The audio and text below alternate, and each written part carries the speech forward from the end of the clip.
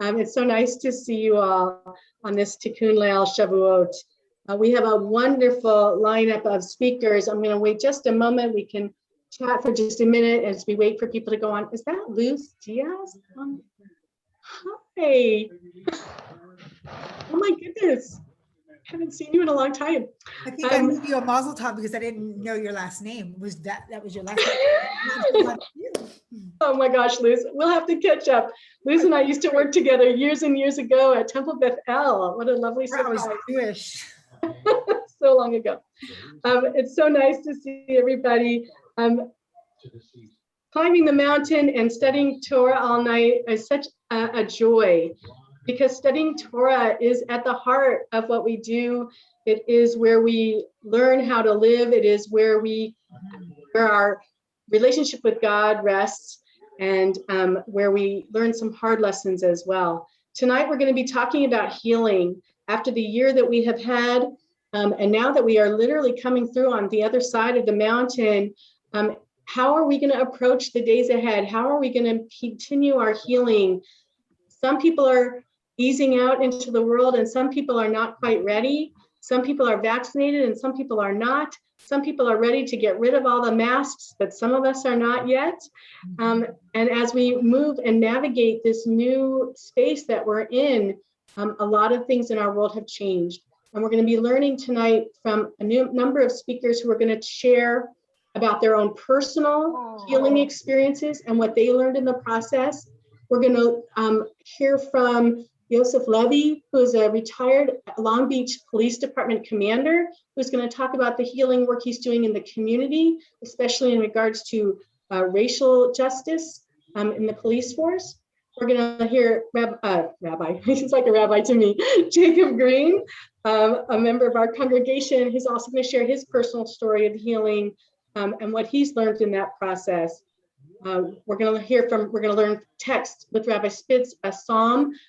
Many of you have probably been participating in his year-long study of the Psalms, so we are all going to get a piece of that this evening.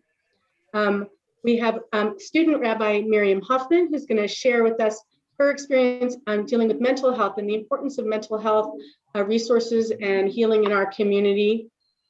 And I'm forgetting somebody, Nathan Taft will be with us. Nathan's going to talk to us about healing our environment. Also so important as we move forward in the months and years ahead. So it's 8:25. Does anyone have any questions or thoughts that they would like to share this evening? I'm just so happy to see you all. People will be coming in and out, I'm sure, all evening. And you're welcome. I would like to say, I'm so glad that I found somewhere to study all night long with, because it's rare. I feel so disconnected, and I used to study for years all night long, and it seems like nobody's doing it anymore. And it's kind of heartbreaking. Thank you for having us. Oh, thank you, Luz. And definitely let's connect again. Sure. And I'd love to study with you more. I see we have two screens. Who else am I not seeing? Esther, nice to see you. Robert Allenson, nice to see you. Sheila Whitsley, Batya, Swed. Excellent. Erin Harari, nice to see you. So our first speaker is Rabbi Eli Spitz, our spiritual leader of Congregation B'nai Israel for, I forget how many, 34, 35, a long time, many years. We're blessed to be able to learn from him for a few more months before he embarks on his next chapter. So I am going to turn the Zoom over to you, Allie. Rabbi Spitz.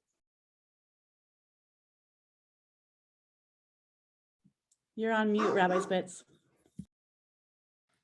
Thank you, Rabbi Robin, for organizing tonight's event and for leading us in the Mariv prayers. So as Rabbi Robin noted, Rabbi Thunberg noted, I have been teaching Psalms since a year ago, March, and going in sequence with each Psalm being taught for a half hour, then often some discussion. But we have a lot of presenters tonight, and it's even the discussion that I look forward to. But in sum, I'm going to teach for a half hour, my normal presentation. And as the theme is healing, where I'm going to circle back to is healing in the Middle East, because clearly the tragedy of war is another dimension of the sadness of our world, sadness and pain of life in Israel and the Palestinian territories. And Psalm 132, which I'll be teaching, will be a psalm that I will link to that quality of healing as well. But as there are no coincidences, Psalm 132, which is the next psalm in my list, is a psalm that has a distinctive fit for the holiday of Shavuot. Tomorrow morning, traditionally, is a dramatic moment in Jewish consciousness. It's the moment of hearing God's voice address the Israelites gathered around Mount Sinai and proclaiming the Ten Commandments. That powerful moment of encounter has a souvenir, and that is the stone tablets themselves. And those stone tablets were placed in the Aron HaKodesh, the Holy Ark, first in the tabernacle in the desert, and then later in the temple. The temple was not built by David, despite his longing to do so, but rather was built by his son Solomon. Psalm 132, that I'm going to put up in a moment, is the only psalm of the 150 poems to God, the Jewish people's playlist, that distinctly mentions the Aron HaKodesh, the Holy Ark. And so a little bit of the backstory before I put up the psalm. King David spent his life in war. We have that dramatic story of Goliath, yet as a youth, engaged in conflict. And he is not the first king of Israel. The first king of Israel is King Saul. Sadly, much of King David's life is on the run from King Saul, who fears that he may seek to take over. But it is King David who distinctly unifies the 12 tribes as one, who makes Jerusalem, Zion, his capital, and who throughout his life is a singer of poems to God. And so there is in the second book of Samuel, chapter 7, the following exchange between the king and the prophet Nathan. David says, "Here I am, dwelling in a house of cedar, while the ark of the Lord abides in a tent." Nathan, the prophet, said to the king, "Go and do whatever you have in mind, for the Lord is with you." That night, as the story continues, Nathan has a dream in which God appears to Nathan and says, "You misspoke. It's not David who will build my temple, it's his son." And so Nathan will repeat that together. And Nathan will say to David the next day that it will be for King David and his seed to continue to establish royalty for the house of Israel, but it will only be David's son who will build the temple. Well, that's the background to Psalm 132. So a little bit about Psalms. As I noted a moment ago, there are 150 of these poems to God. And what's distinctive about Psalms is they are remarkably honest. They're honest because the context for Psalms is a conversation with God. And in the course of the 150 Psalms, each Psalm has a distinctive voice, a distinctive focus. Sometimes there are phrases taken from other Psalms and often from other parts of the Bible, but the collage effect is such that every Psalm is its distinctive poem. And so one dimension of Psalms is that they're each purposeful. They're each in the context of relationship with God. In some cases, deeply personal. In others, more national. With that, let me put up Psalm 132. As I tend to do, I provide my own translation and literally retranslate to moments before I present, which is the case with one phrase here that I'll tell you about when I get to it. Psalm 132 is part of 15 Psalms, 120 to 134, that are called Shir HaMa'alot, Songs of Ascent. That title, as you see in the beginning, was probably added by an editor later. We don't know for any individual psalm when it was written or who wrote it. And even in this case, where it's Le David, for David, as you'll see, it will describe Zion and ostensibly the temple, which, as I noted, was built only after David.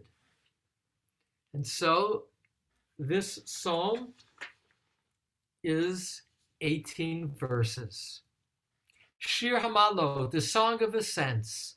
Remember Adonai for David, all his affliction, when he swore to Adonai and vowed to the powerful one of Jacob, quote, if I come into the tent of my home, if I ascend upon the couch spread for me, if I give sleep to my eyes, to my eyelids slumber, until I find a place for Adonai, dwellings for the powerful one of Jacob. Behold, we heard of it in Ephrat, founded in the field of Ya'ar. Quote, let us come to God's dwellings, let us bow down at God's footstool. Unquote. Quote, arise, Adonai, to your resting place, you in the ark of your strength. Let your priests be clothed with righteousness, and your devotees sing joyfully. For the sake of David, your servant, do not turn away the face of your anointed one. Adonai has sworn to David a truth. God will not turn back from it. Quote, for the fruit of your belly, I will set up a throne for you. If your children keep my covenant and my testimony, this I will teach them. Also their children forever shall sit on a throne of yours. Unquote. For Adonai has chosen Zion, has desired it for a seat for God. Quote, this is my resting place forever. Here I will dwell, for I have desired it. Her sustenance blessed. I will bless her needy. I will sate with bread. And her priests I will clothe with deliverance, and her devotees will sing joyfully. They will sing joyfully. There I will blossom a radiance for David. I have set out a lamp for my anointed one. His enemies I will clothe in shame, and upon him will gleam his crown. Now, in my teaching of Psalms, one of the things that I have so valued is close reading with the help of many commentators to appreciate that as poetry, the psalm is written very purposefully. I did pause to acknowledge quotation marks. This psalm has 5 different quotes, and it's not always clear who is saying the quotes, mostly clear, as the 5 quotes are broken down as is the psalm, into two parts.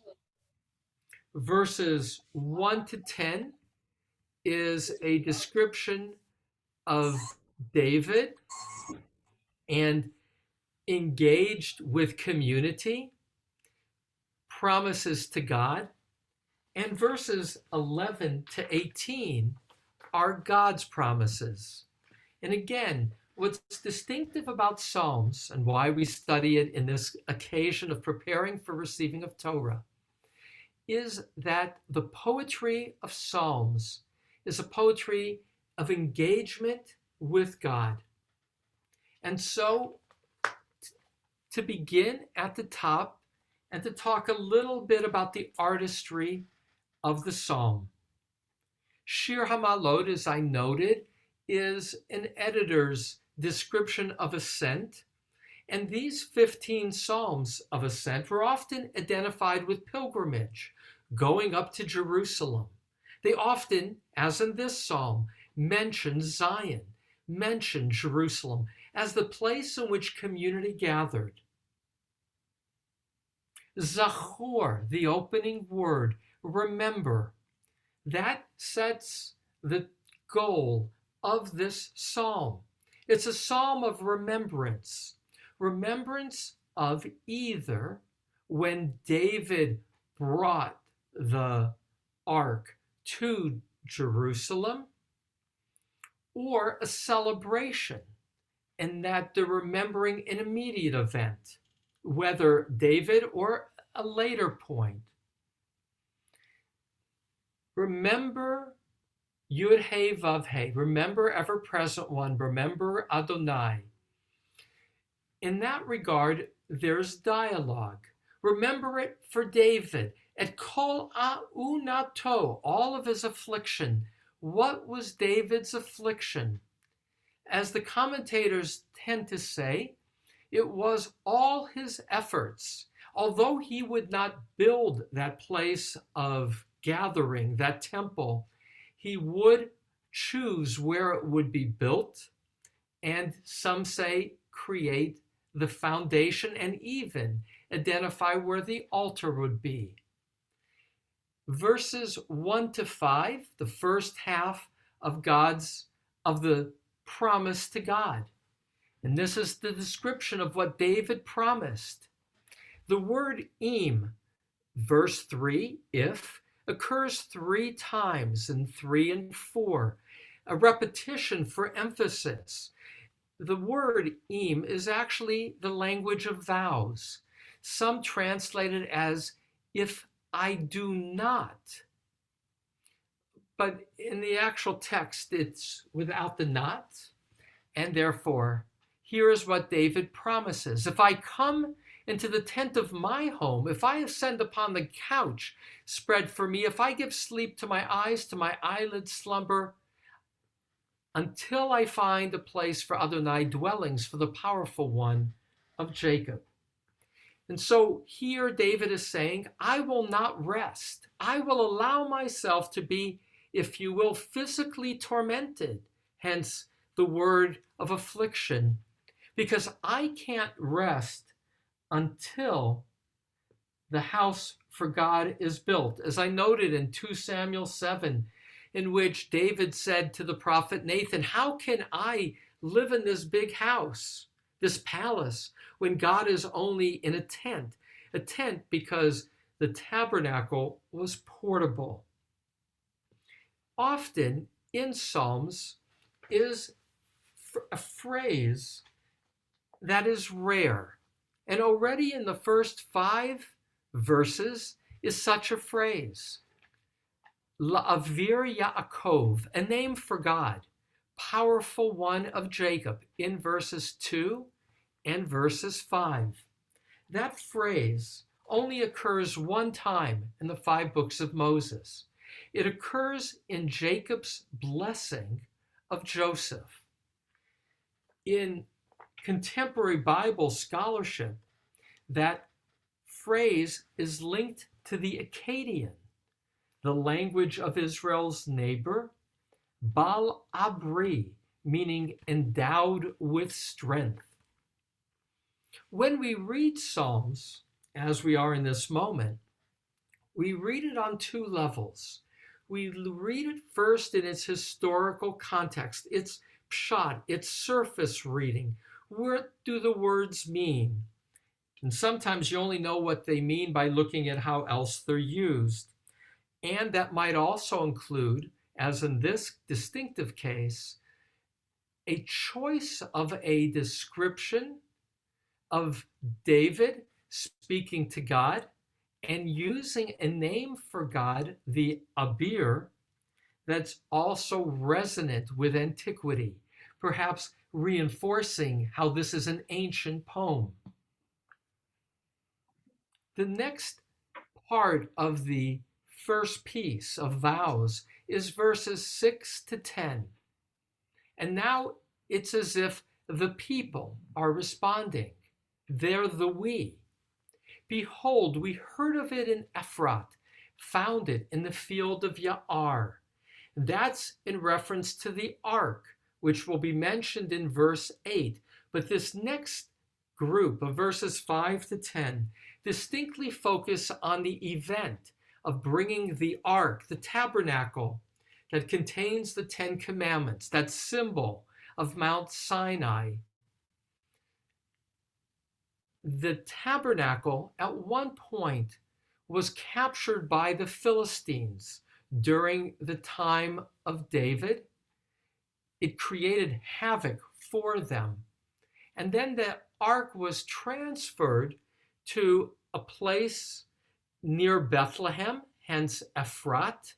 The field of Ya'ar is often identified with a story in the Bible as to where it would be kept for 20 years before David would bring it to Jerusalem. Let us come to God's dwelling. Let us bow down at God's footstool are words that describe the people saying, let us go to the ark. And now a pause to say, the ark was used as a symbol for God's presence. The souvenir of Mount Sinai were those 10 commandments. And when we to this day open the ark, we sing from the book of Numbers, which we began last week, 10:35. Vayihi bin Soharon, Vayomer Moshe. That's a direct quote of the Torah.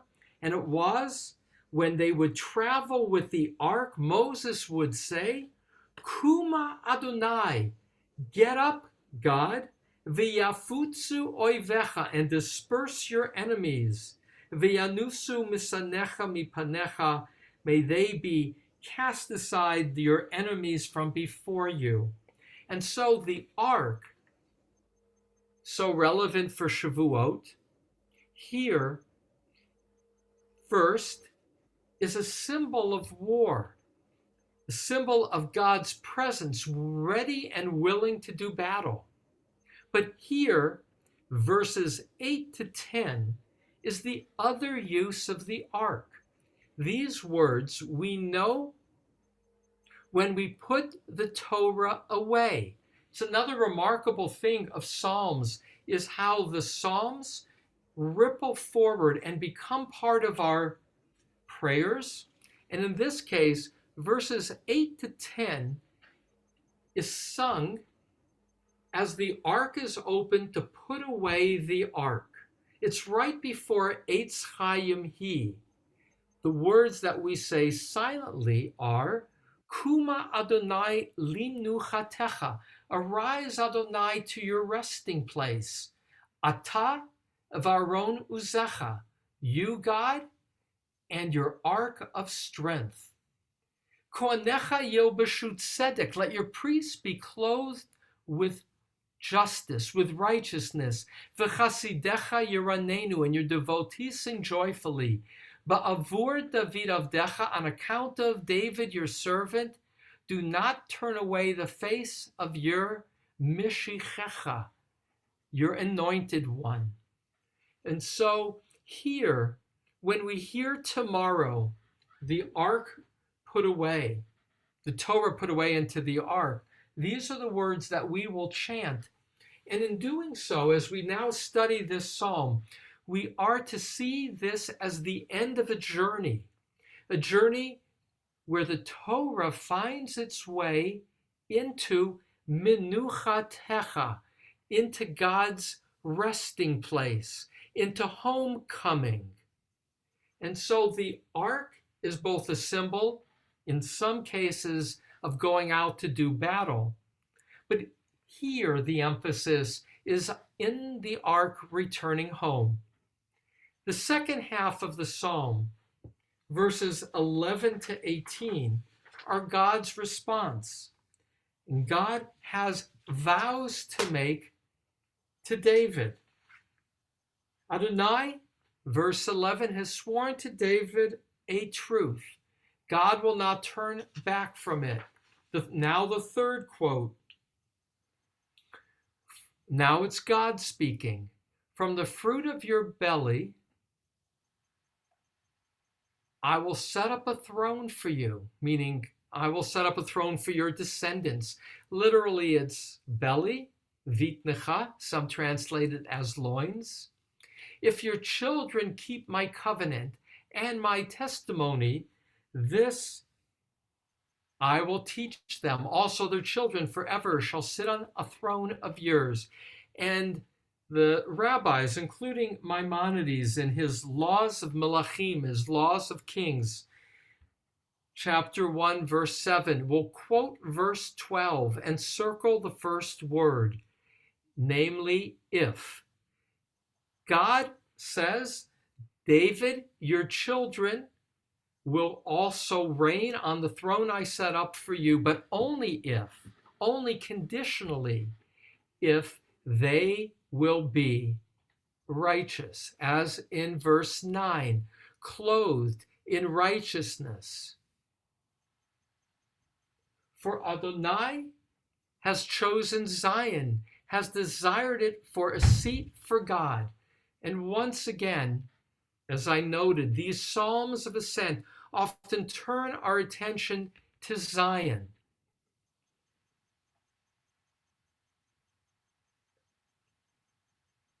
And now I pause again to say that the focus on Zion, hence the word Zionism, is the longing for the temple, the longing for the mountain, Har Zion, on which the temple was located, is the longing for Jerusalem. And here is an awareness that I only gained last week in teaching Psalms. Namely, we are witness to a miracle, the miracle of the Jewish people's return to Zion after 2,000 years of dispersion. And part of the reason that we survived was because we lived with hope. That's the theme of tonight. And that is, in encountering darkness, one can continue when there is that ray of hope. For 2,000 years, as Jews read Psalms in exile, in galut, in dispersion, it was the hope that one day we would return to Zion that kept us focused on moving forward out of darkness. And miraculously, it came about. Verse 14, this is now God speaking, or is it? The Zohar, that Jewish mystical commentary, quotes this verse, verse 14, and some say, Rabbi Chia says it's God speaking. Rabbi Yossi says it's the people of Israel speaking, but because it's the Zohar and very imaginative, it has a third possibility with verse 14, which is that it's the ark itself. This is my resting place forever. Here I will dwell, for I have desired it. And in looking at the commentaries of verse 14, I smile to see that an important Jewish commentator living in the Ottoman Empire in the 16th century, Al-Sheikh will say in reference to this verse, and he uses the word Kotel HaMa'arvi, the Western Wall, that the Western Wall of Jerusalem is a place in which, quoting, "This is my resting place forever," that God's presence continues to abide there at the symbol, the retainer wall of the courtyard of the temple. Verse 15, her sustenance blessed, I will bless her needy, I will sate with bread. And here too, the rabbis point out that God repeatedly in Psalms, as in this moment, says that as part of this redemption, and that is how this psalm was read most commonly throughout most of its history. This is not looking back, this is looking forward, that there will be a return. And that's why some people would say that in the plural here is the description in verse 5. Until I find a place for Adonai's dwellings, it's in the plural, that it was describing multiple temples, that this ultimately is describing the final redemption. For also, back to the theme of hope, what allowed Jews to survive was the belief that there would be a return to Zion, but more, that there would be a Messiah. That is a Jewish concept, that history doesn't move in a circle, but a spiral, that there would be a future time in which we would both be brought back to Zion, in which God, in beneficence, would take care of the needy, make sure they had food and all needs, and that the priests who would be clothed in deliverance, that those priests would be able to be engaged in service that would enable joy. And now the last two, knowing that I have only another 4 minutes. There, and the there means Jerusalem. I will blossom a radiance for David. That most commonly is translated as I will blossom or sprout a horn for David. And this phrase, horn, that's repeated 76 times in Hebrew scripture, including the horns of the altar, the 4 corners. Only once does it refer, or at least is translated as not literally a horn, but light. And that's Moses coming down from Mount Sinai. When Moses returns, having been with God to receive the 10 Commandments the second time, his face will be radiant. And that's the same word, Karen or Karen. There I will blossom a radiance for David. I have set out a lamp for my anointed one. His enemies I will clothe in shame, and upon him will gleam his crown.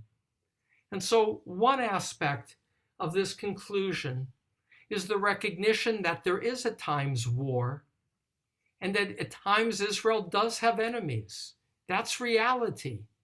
And that is also a promise, the promise that there will be a future time in which Israel will be victorious, or that Israel will be at peace.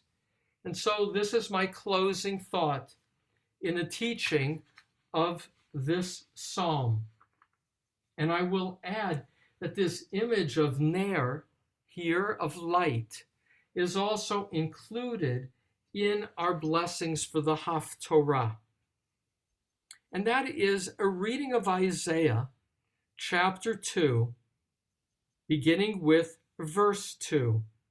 For this messianic era that's described is described as follows by the prophet Isaiah. In the days to come, the mount of the Lord's house shall stand firm above the mountains and tower above the hills. And that's the image we have here in Psalm 132. And all the nations shall gaze on it with joy. Again, a theme. And the many people shall go and say, come, let us go up to the mount of the Lord, to the house of the God of Jacob, that God may instruct us in God's ways, that we may walk in God's paths. For instruction shall come forth from Zion. We will say this too when we take out the ark tomorrow. Ki mitzion tetzei Torah. The word of the Lord from Jerusalem. Thus God will judge among the nations and arbitrate for the many peoples. And they shall beat their swords into plowshares and their spears into pruning hooks. Nation shall not take up sword against nation.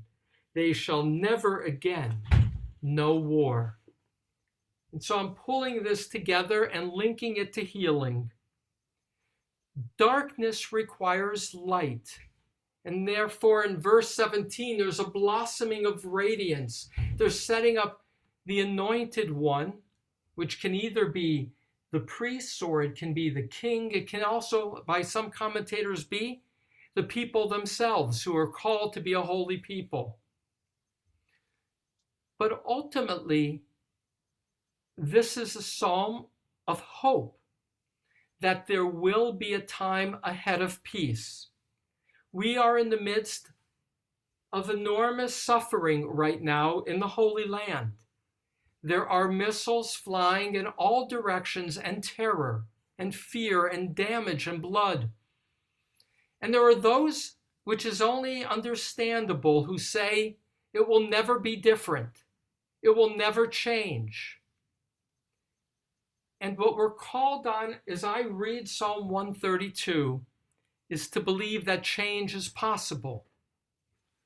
That's the name of God here chosen, Avir Yaakov, the powerful one, the one who can effect change. If we as a Jewish people survived 2,000 years of darkness, of the insecurity of lacking the dignity of our own home, we only were able to return to Zion because of the continued promise and the belief in the promise that one day we would return to Zion and more. For those who would doubt that there can be peace between Arabs and Jews, I say that too is part of the promise. The promise that leaves us in darkness moving forward toward light, having hope, is the virtue of believing it's possible. And so, as in the words of Isaiah, that vision of a future in which there will be war no more, in which the swords will be turned into plowshares, that we must hold on to as a people as strongly as a dream, as the dream of Zion. And as we return to Israel, so may Israel be blessed to be a nation at peace, and may it lead to a world at peace as well. May we find our world, which is broken, may we find it with the faith that it can be a world of wholeness. Thank you, Rabbi Robin, for my opportunity to teach Psalm 132. If we had more time, I would love reactions, but I know we have a lot of other wonderful presenters. I will be teaching this week Psalms 133 and 134. That's on Wednesday and Thursday at 9:30. Thank you so much, Rabbi Spitz. Keni Hiratzon, may our broken world be healed. Thank you so much. If you could close your screen share. And thank you. Let me pull up. Just one moment. Here we go. Okay. Again, thank you so much, Rabbi, for your inspired teachings as always. I am so pleased to introduce now Commander Yosef Levy, who comes to us referred to by Jacob Green. And they are good friends, and that's always a good reference. And I was so pleased to meet Yosef and learn about him. He was employed by the city of Long Beach and was a commander with the Long Beach Police Department and had a 28-year career with the police department, working with on patrol with gangs, internal affairs, hostage negotiations, media relations, and commanded a patrol division before his retirement. Yosef speaks regularly at schools, colleges, and to community groups. He was selected to assist in designing curriculum for the Commission on Peace Officer Standards and Training for the state mandated racial profile training for law enforcement throughout the state of California. He has also facilitated a variety of mentally ill training courses that have been delivered to thousands of law enforcement professionals in California and Nevada. Commander Levy is now president of his firm, Embassy Consulting Services, and continues to utilize his skills, experience, and passion to educate others on the importance of building and maintaining safe, respectful, and inclusive communities, which is why I've invited him to speak to us tonight on how we heal our communities. Thank you so much, Yosef, for joining us this evening. My pleasure, Rabbi. Thank you very much for the opportunity to present, and also to Jacob Green, who recommended me. Thank you for the introduction, Rabbi. And as you all heard, I had the honor and the privilege of spending the bulk of my life with the Long Beach Police Department. Started out as a volunteer, and then worked my way up through the ranks and retired 9 years ago as a commander. And the bulk of my career was spent really working to try to build and maintain a more inclusive police department, and also building bridges between our department and the minority community. And so when I was asked to speak tonight about healing and in times of crisis, there's no doubt that all of you are acutely aware of the challenges that are facing many of our communities as it relates to the connection with law enforcement.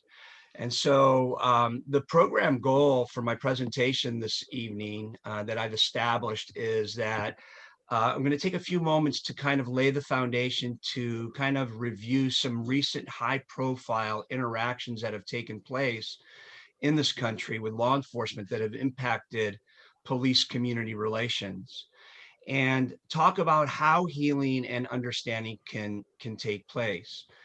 In my new role as president of Embassy Consulting Services, we are an organization that works with public safety, schools, municipalities, private organizations to help them build and maintain safe, respectful, and inclusive communities. So the training that we do really is the soft skills. It's not about, we don't do training on tactics and arrest control techniques and shooting and all that. We're more about, really giving law enforcement some tools that will help improve the public trust. So interacting effectively with the mentally ill, racial profiling, cultural diversity, ethics, leadership, de-escalation. Those are the topics that we're delivering to law enforcement professionals in the Western United States. And so we're going to start today by talking about how did we get here? We're going to talk about, as I mentioned, some recent high-profile interactions that have occurred that have significantly impacted public trust. And without public trust, law enforcement cannot accomplish its goals. Just very, very simply, we need the help of the community, and we need to be able to have and maintain a relationship with our community where trust is embedded in our relationship. But before we talk about some recent and contemporary events, I think it's important to kind of go back to the civil rights era in this country, specifically what was going on in the 60s in the United States of America. And for those of you that had the opportunity to live during that time in history, this will be basically a review for you.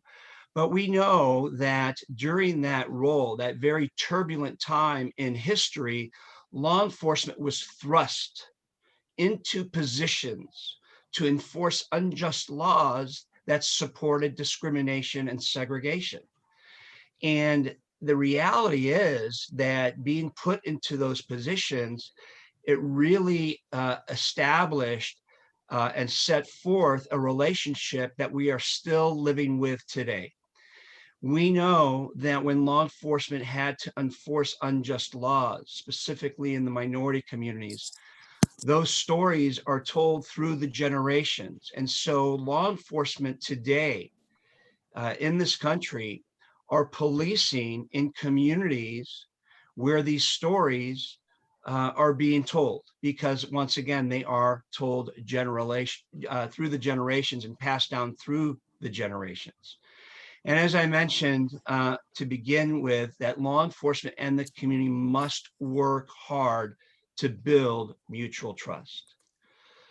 The current environment is something I have not seen in the 35 years that I've been affiliated with the law enforcement profession. It used to be that once in a great while we would have an isolated incident or a controversial officer involved shooting that was isolated. Yet maybe once a year.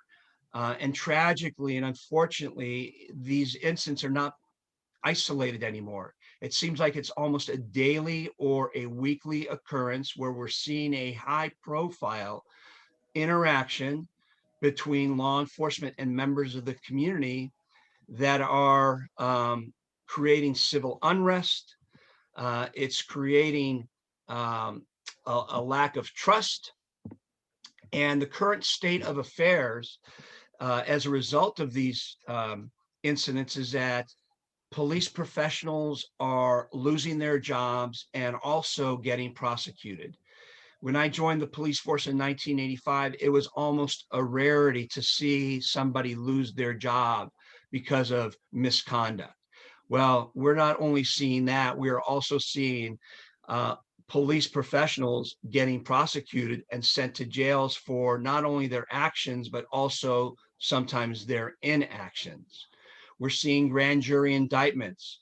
We're seeing more and more calls for defunding the police, which in my personal opinion needs to really be looked at carefully and strategically and not have a knee-jerk reaction, but of course recognizing that reforms must take place. As a result, we're seeing crime on the rise, and one of the reasons why we're seeing crime on the rise is this phenomenon known as depolicing. And what we're seeing, unfortunately, is law enforcement professionals saying, I'm only going to do the minimum. I am not going to be proactive. I am not going to stop people for fear of not being supported by my administration, not being supported by my politicians. And I'm just going to do the bare bones minimum because I don't want to make the next headlines. And this obviously has an ethical component attached to it, because it is my firm belief that every police officer took an oath to protect lives and property. And by saying I'm just going to go about my day-to-day with blinders on, obviously is an ethical issue. And every law enforcement agency that I know of is having significant challenges with recruitment and retention. When I applied to the Long Beach Police Department in 1985, there were 4,200 applicants for 42 positions. They were taking 1%. And today we are seeing staffing shortages. We are seeing extreme challenges for law enforcement agencies throughout the country to handle basic calls for services. And tragically, just as we were seeing people in our community being killed by law enforcement, we are also seeing officers being specifically targeted for no other reason than who they are, what they represent, and the uniform that they are wearing. And if you've been keeping abreast, you may have heard that in California just last week, within a few hours, we lost 2 law enforcement officers, Officer Benedetti in the city of San Luis Obispo and Officer Johnny In from the Stockton Police Department. So we're seeing tragedies across the board. More recently, let's take a look at some of the high-profile encounters. I'm sure many of you remember Eric Garner, the 43-year-old African-American in New York who was selling individual cigarettes, who was taken into custody and choked and died at the hands of the police. Michael Brown out of Ferguson, an unarmed African-American shot and killed by the police. The tragedy in Cleveland, Ohio with Tamir Rice, a 12-year-old African-American who was playing outside with a replica gun and was shot and killed by the police. We also are familiar with the Freddie Gray case coming out of Baltimore, a suspect who was taken into custody, was placed in the booking van, was experiencing medical conditions and requested medical attention and was denied and died subsequently in that booking van. And I think we're all still reeling and have very, very vivid images, as I do, of the tragedy that happened a year ago in Minneapolis with George Floyd, where we saw Officer Chauvin kneel on the neck of George Floyd for over 8 minutes until he died. These high-profile interactions that have occurred have significantly impacted public trust, and it's so critical. You know, when I heard that tonight's topic was about healing and overcoming crisis and healing in times of crisis, I can honestly say that in no time in my lifetime have I seen what I will refer to as a crisis in the law enforcement profession. Now, having served on the force for almost 30 years, I can speak, and I feel that I'm qualified to speak for most police officers, and in sharing with all of you, what does every police officer want? This is what I wanted when I walked into the locker room every day and I put my uniform on before I served in the city of Long Beach. We wanted greater cooperation. We wanted people to comply. We wanted fewer complaints. We wanted less stress. We wanted to reduce and impact the crime rate, specifically the violent crime rate. And we wanted to be safe. We wanted to go home to our families. And in order to get all this, in order for all this to happen, it comes back to our central theme, or my central theme that I'm sharing with you this evening. It really comes down to trust. It really comes down to trust. Trust is a foundation for effective relationships. Trust is a foundation for effective law enforcement practices. And what I can share with you as I begin to segue and talk about what are law enforcement professionals throughout the country doing, they have embarked on a lot of reforms. And a lot of the reforms have to do with training. And one specific training that I had the opportunity to design for the Long Beach Police Department was the training on procedural justice. It's a fancy term. And basically what procedural justice means is that by practicing these 4 competencies, these 4 pillars of procedural justice, law enforcement will gain legitimacy. And if law enforcement professionals are seen as legitimate, then that is obviously going to help bridge that gap that exists between law enforcement and specifically the minority community. And the 4 pillars of procedural justice are allowing people to have a voice. People in the community want law enforcement to be neutral in their decision-making process and not allowing the implicit biases that each and every one of us possess to negatively impact the decisions they're going to be making in regards to who is going to be stopped and who is going to be taken to jail and who is not going to be stopped and who is not going to be taken to jail. They wanted to be treated with respect. And the interesting thing with respect is that respect has to be earned. I am not a believer that when you put on a badge or you wear a gun, you automatically gain respect. That is not how respect works. And that is not how you gain respect. Respect has to be earned. And one of the ways that you earn respect is by treating people the way they want to be treated and treat them with human dignity. And if you do all this, you allow people to have a voice, you're neutral and objective in your decision-making process, and you're treating people with human dignity and respect, that's going to obviously build trust and develop trustworthiness. The last thing I want to say about procedural justice and the research that comes out of procedural justice is that people, the general individual, the general citizen, you or I, we're not necessarily so concerned with the outcome that we have when we have an interaction with a police officer. If you get pulled over for violating a vehicle code section, for running a red light or running the stop sign, the research states this, that most people are not concerned with the outcome, whether it's good or bad. They are more concerned with the process, how they were treated during that interaction. So they may have still gotten a ticket, but if they were treated with respect and they feel that the officer was fair and neutral and allowed that individual to have a voice, the research says that most people are okay with that and they'll be able to maintain trustworthiness towards law enforcement. So what is happening to help the healing? As I mentioned, we know that on the federal level, our current administration is looking at implementing a variety of reforms through legislation. And actually, this started back when Barack Obama was in office. 21st century policing was a very comprehensive approach to policing, and many law enforcement agencies implemented many of those suggestions and recommendations through the 21st century policing report. But we know that more reforms are coming.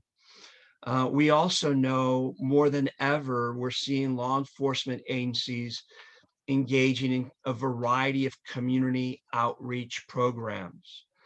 A few years ago, I had the opportunity to publish an article that was titled "Engaging with the Community in the Absence of Crisis." And my ideology, my thought process is we shouldn't wait until there is a crisis. We shouldn't wait until there's a controversial incident that occurs in our city or your community.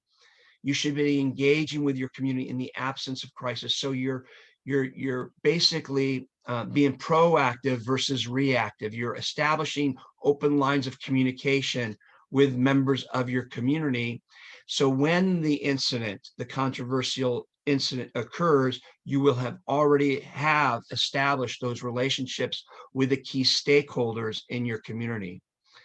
And then, of course, additional mandates for training. So, fortunately or unfortunately, in the last year, since we have seen this barrage of tragedies and interactions between the police and the mentally ill, we're getting a lot of calls from law enforcement agencies and police executives to come into their agencies to provide comprehensive training on the 3 topics that you see listed on your slide.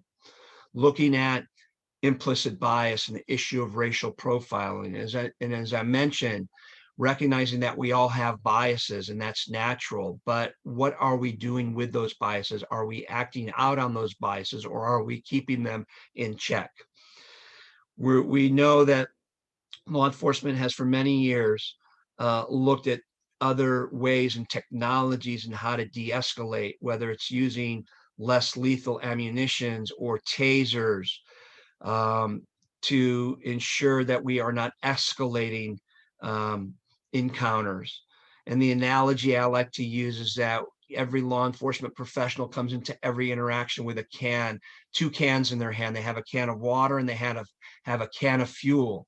And unfortunately, we have seen law enforcement professionals put that fuel on something that actually would require water and turn something into something that, didn't necessarily have to evolve to that larger issue. And so these are some of the reforms and some of the strategies that law enforcement is implementing, has been doing to help with the healing in light of these crises. The last thing I do want to mention to all of you is that it is my opinion, and I feel very, very passionate about this, and perhaps I am biased, But I will tell you all that based on my experience, the vast, overwhelming majority of men and women who don that police uniform every day are hardworking, ethical law enforcement professionals. And unfortunately, just as though we see in every profession, there are a few bad apples that tend to ruin it for the entire bunch. And do we have bad actors and bad apples in our profession? Absolutely. It's the minority, obviously, but we also have that in every profession. And so I like this image, and this is a really powerful image. You may recall this about 6 years ago. There was a Confederate flag protest, a KKK rally down in South Carolina. And you have this individual, this white gentleman, he's got the swastika on his shirt, and he is a white supremacist, and he's suffering from heat exhaustion. And you have this African American police officer who is providing aid and assisting this individual. And the question I ask in our trainings when I show and share this story to our law enforcement professionals, I ask the cops in the room, I go, why in the world is this police officer even helping this individual? Because we know that this officer probably has some personal opinions about who this individual is and what he represents. And so the question I ask is, why is this officer helping this individual? And what I'd like to do is ask someone who is participating tonight, either through the chat or if you want to unmute yourself, what do you think the response is? Or if I was to pose that question to you, why do you think this African-American officer is helping this individual? What would come to your mind? What would you say the reason is?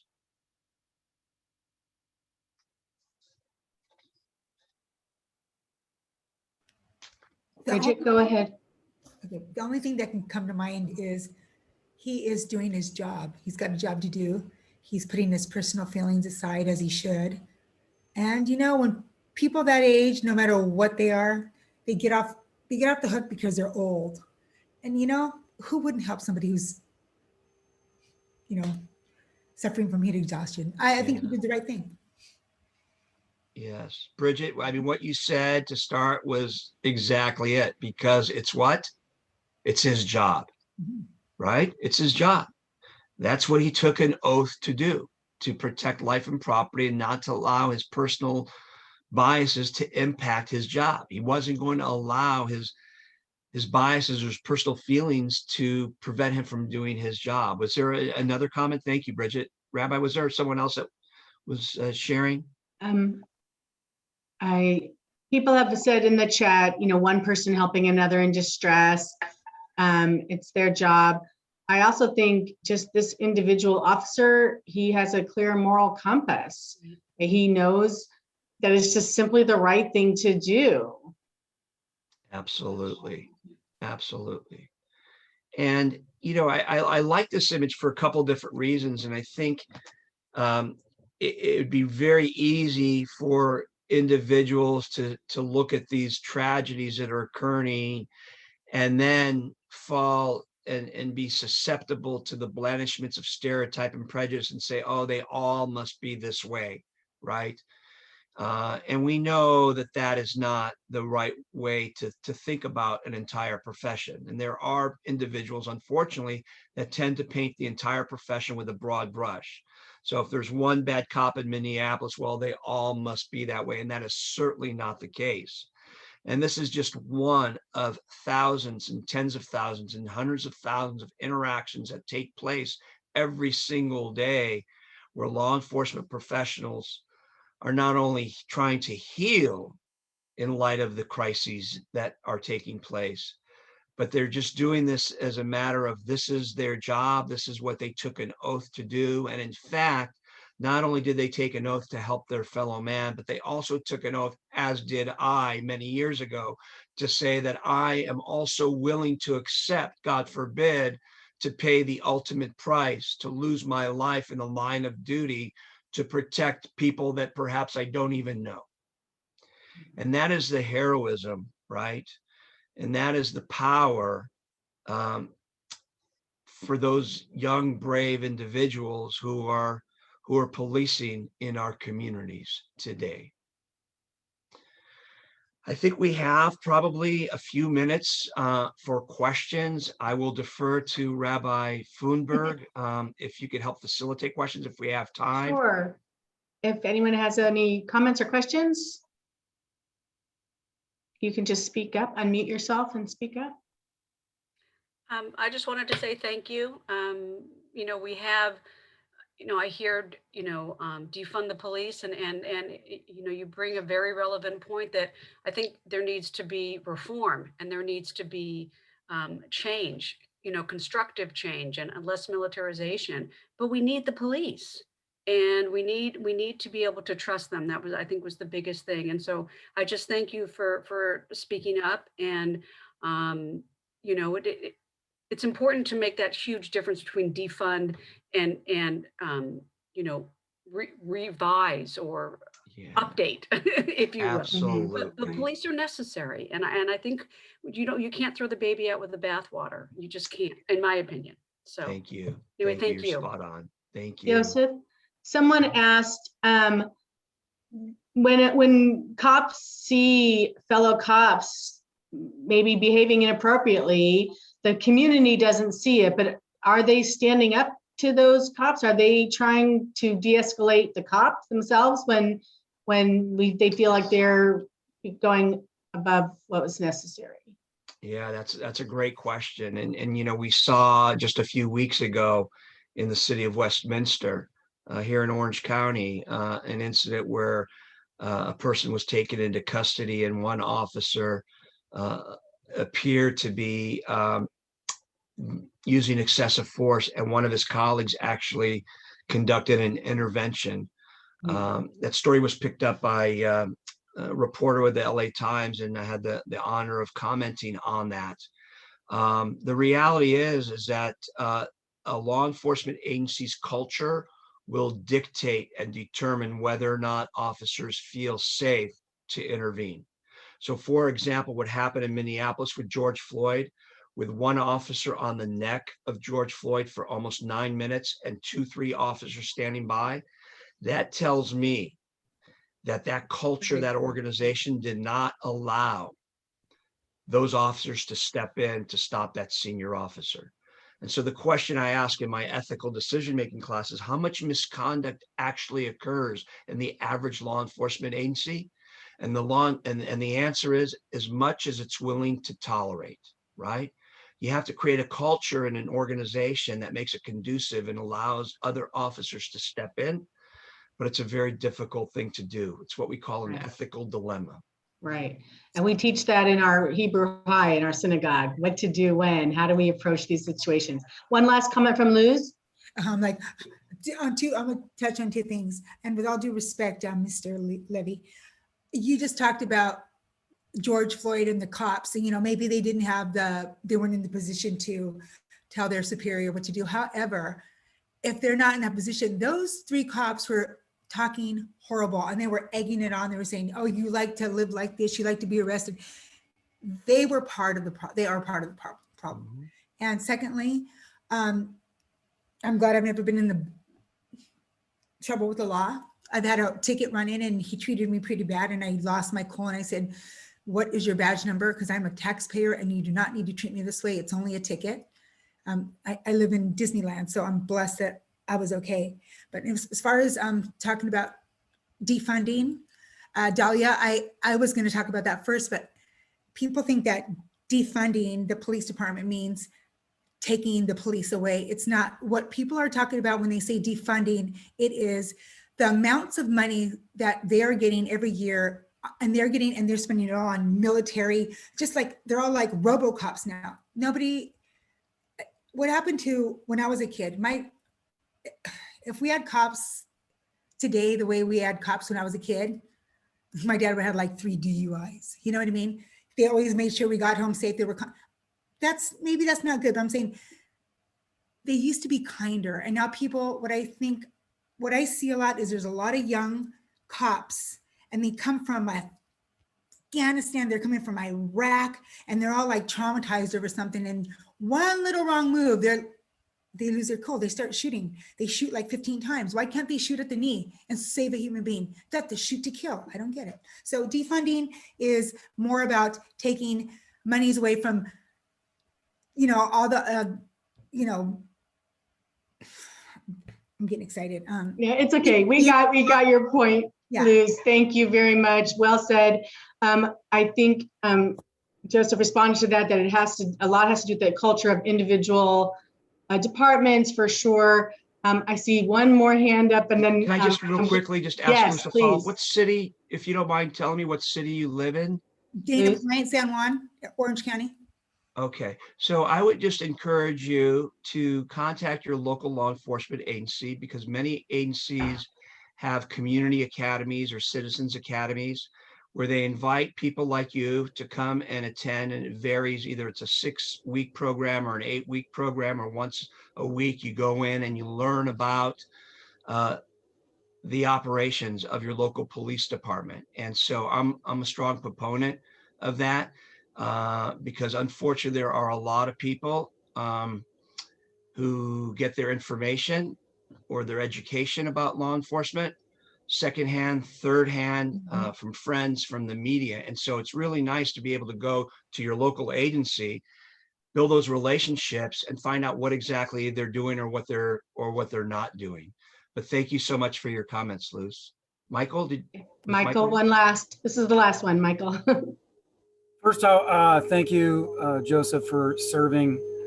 I appreciate it. I'm actually a member of the Orange County Law Enforcement Emerald Society, and I know many officers who are my friends, and I really have a big support. We do a huge thing where we support the families of fallen officers and vets as well. So thank you for your service. I was just going to say that and bring that in, and that I think that most cops get a bad rap, and most cops are really good people. I've seen it. I've seen a lot of officers who, they know when there's a bad apple and they point it out. I would disagree with Luz there.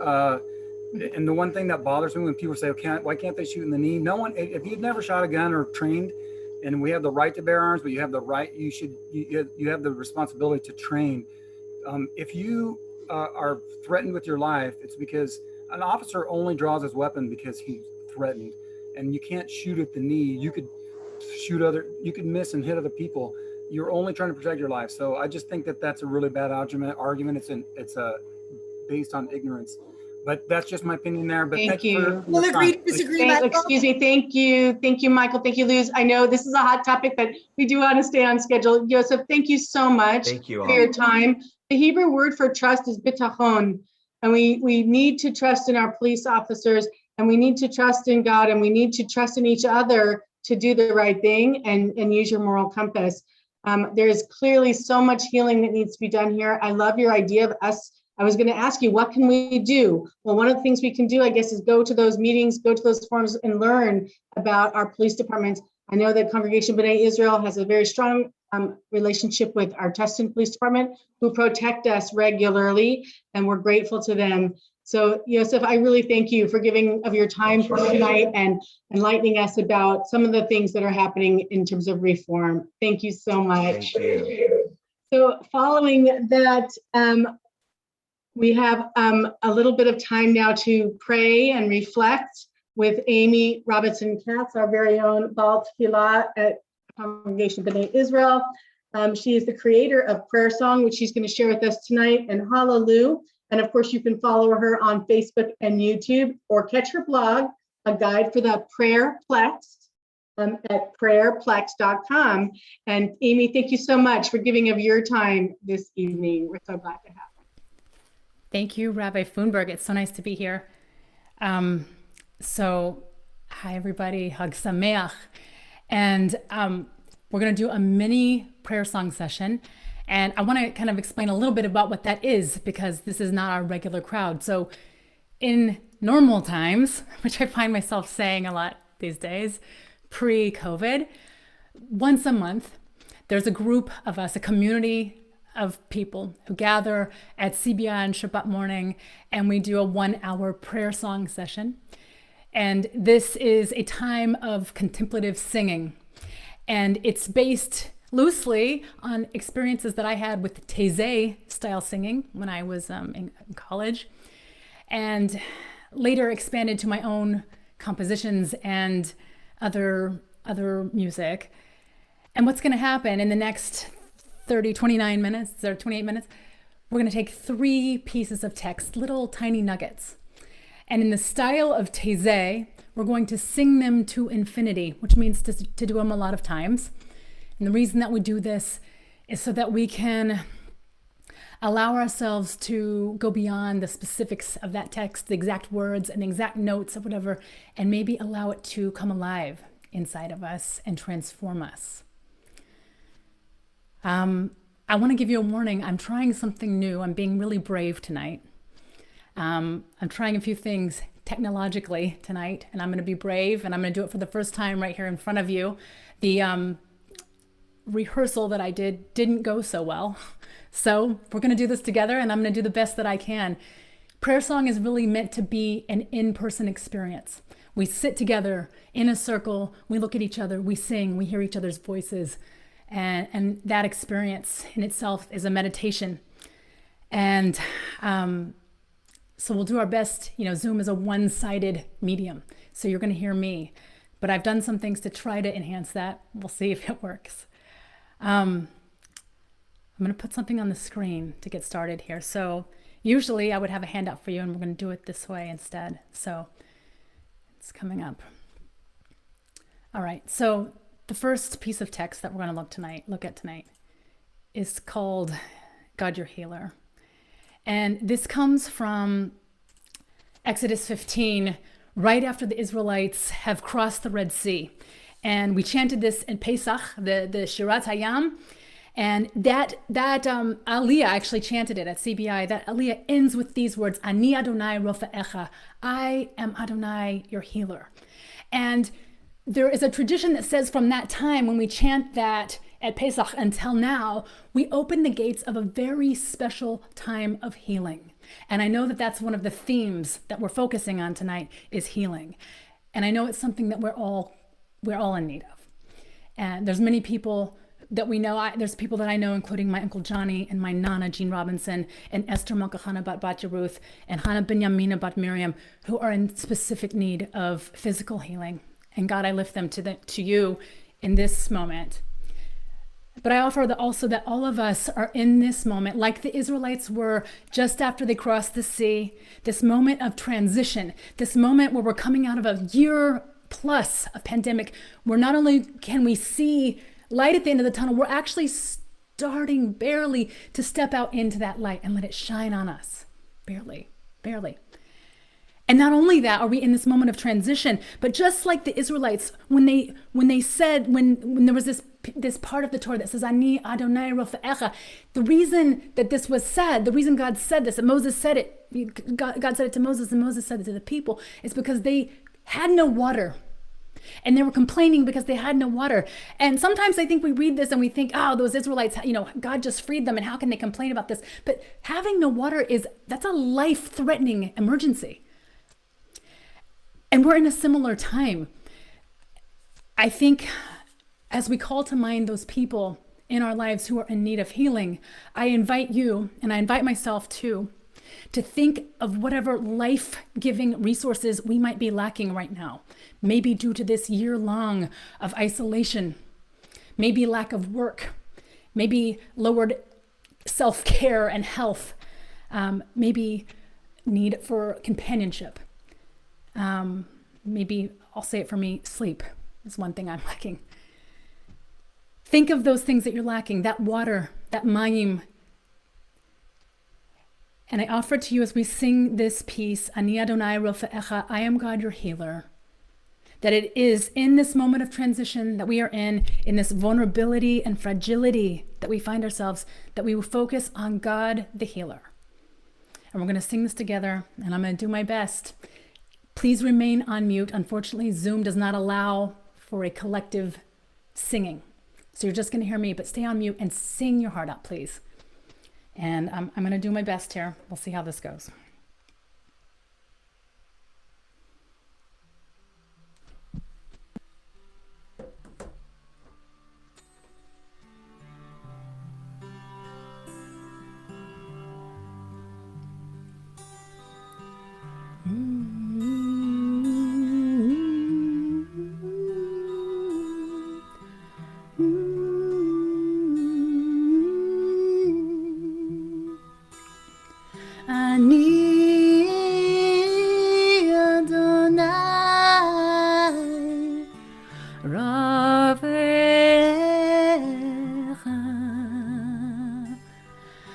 Ani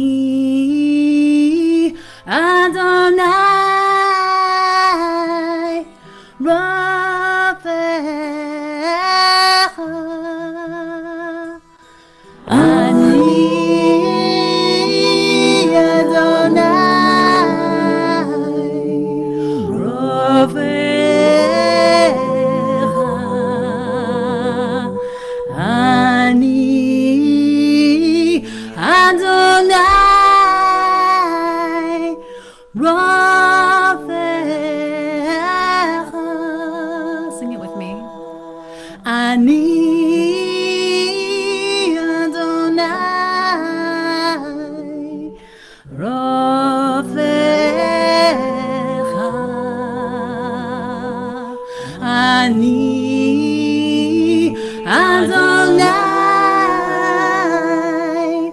Raphael. Ani Adonai Ravecha. Ani Adonai Ravecha. Ani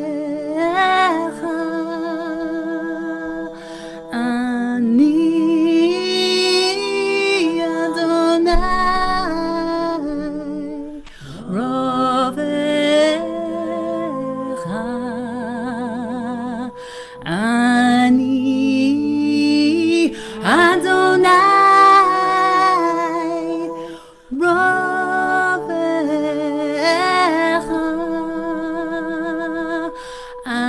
Ani Adonai Ravecha.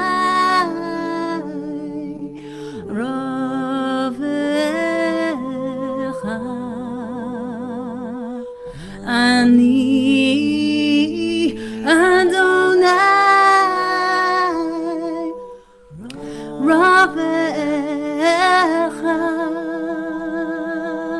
Ani Adonai Ravecha. Ani Adonai Ravecha. Ani Adonai Ravecha. Ani Adonai Ravecha. Ani Adonai Ravecha. Ani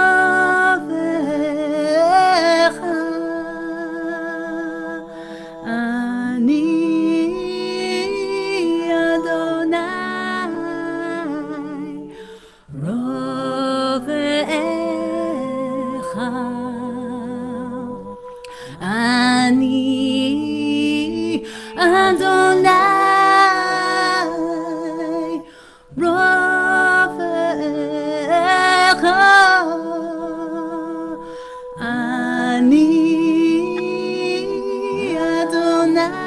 Ani Adonai Ravecha. Ani Adonai Ravecha.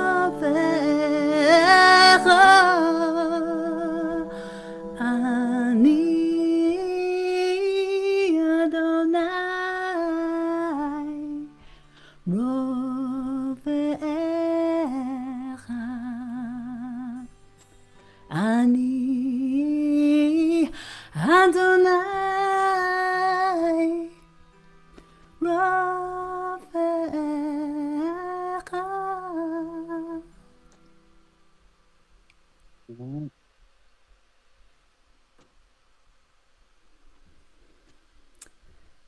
And just in the tradition of Taizé, and also it is our tradition at Prayer Song, I'm just going to take a few moments right now to not say anything and just sort of bask in the energy of that melody And I wish I could hear your voices, but I imagine hearing them. I imagine you sitting in your kitchen, in your living room, at your desk, singing with me. Think of God's healing.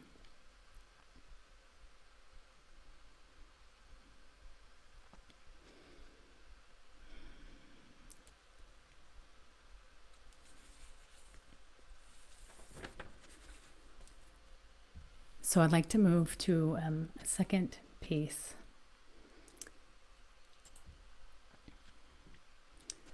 This one comes from Taizé, and because we have a short amount of time tonight, I'm not going to explain what Taizé is, but look it up if you're interested.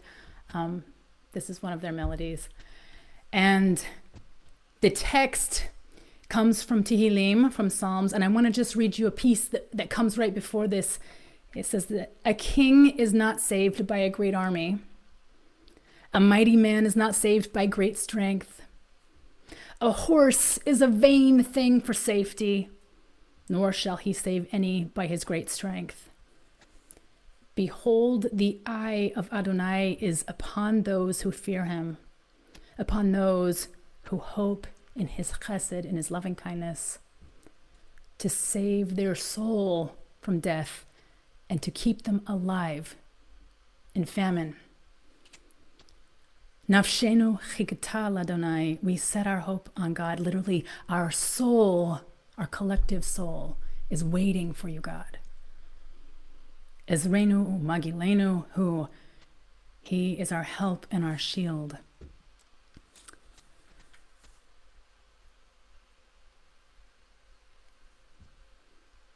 When I read this, it reminds me that we must remember that there is an unseen spiritual world, a dimension of the soul that even though we can't see it, it's real. When we say a king is not saved by a great army, of course he is, but that's not what this is about. There's something else that we can't see. There's something else. There's something really happening, and it's happening right now. I always think of one of my favorite stories I've heard from David Sachs, one of my favorite Rebbes. He's sort of my podcast Rebbe. He's the drashan for Happy Minyan. And he tells this story of two fish who are swimming in the water, and one fish looks at the other and says, "Do you believe in water?" And the other fish says, "I don't know, my grandfather did." But the truth is that they're swimming in the water, that the water is everywhere. They wouldn't survive without it. And as we chant this piece, Nafshenu chikata l'Adonai, our soul, God is waiting, there is this unseen reality that we're floating in, that is all around us, that is right here. We turn ourselves to that. Nafshenu chikata l'Adonai, our soul is waiting for you, God.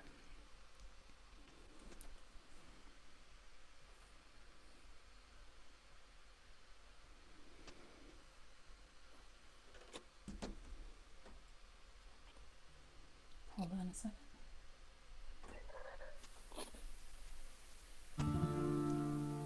Navishenu chigita l'Adonai,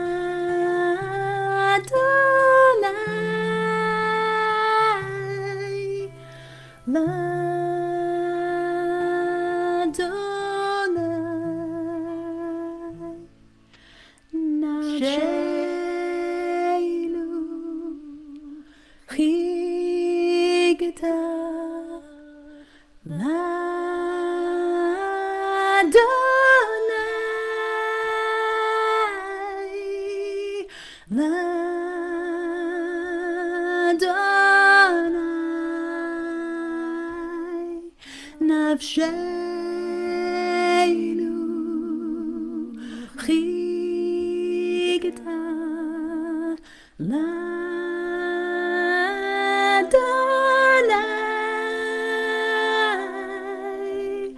l'Adonai,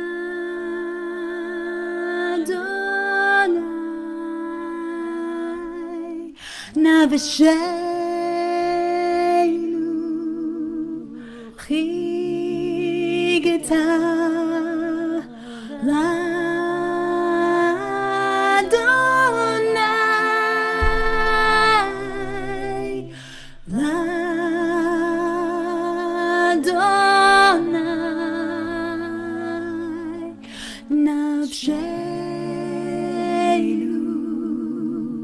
Chigita Ladonai,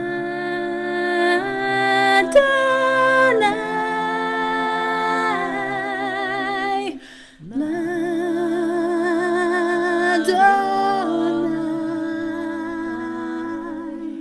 Nafsheinu Chigita Ladonai,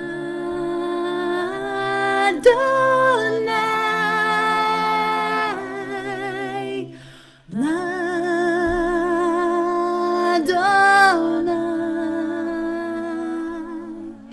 Navasheinu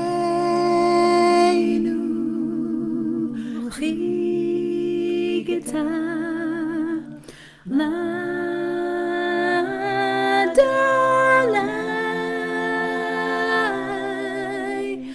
Ladonai,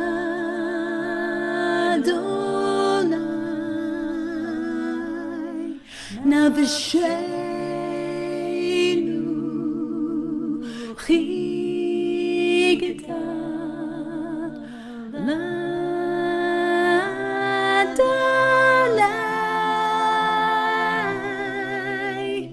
Ladonai,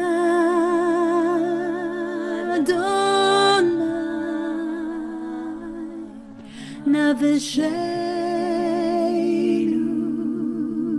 Chigita Ladonai, Ladonai,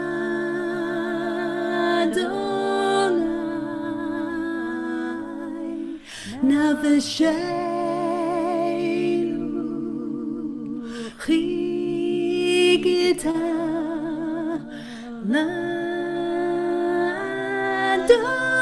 Ladonai, Ladonai,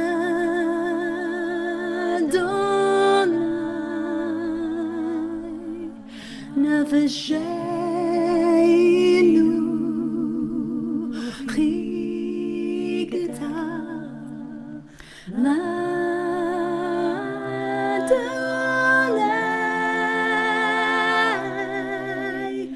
Ladonai,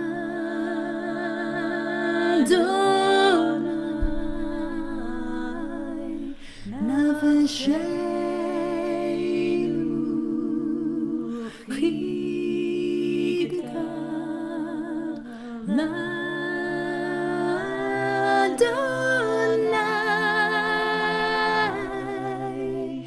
Ladonai,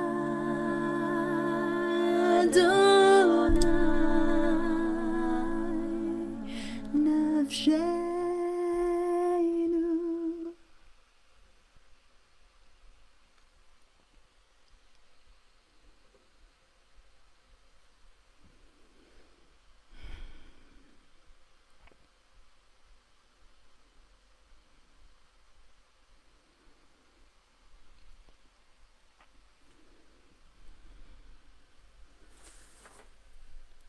So we just have a few minutes left. I'm going to do one more nugget.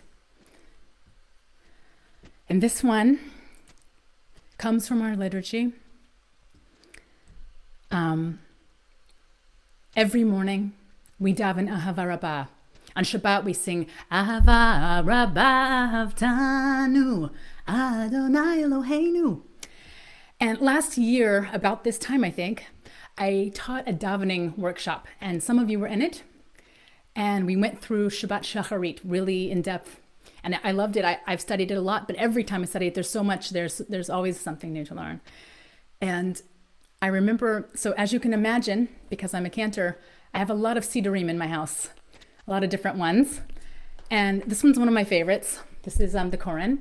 And really, honestly, the reason is because it's formatted so beautifully. I just love looking at it, and it's like my eyes love it.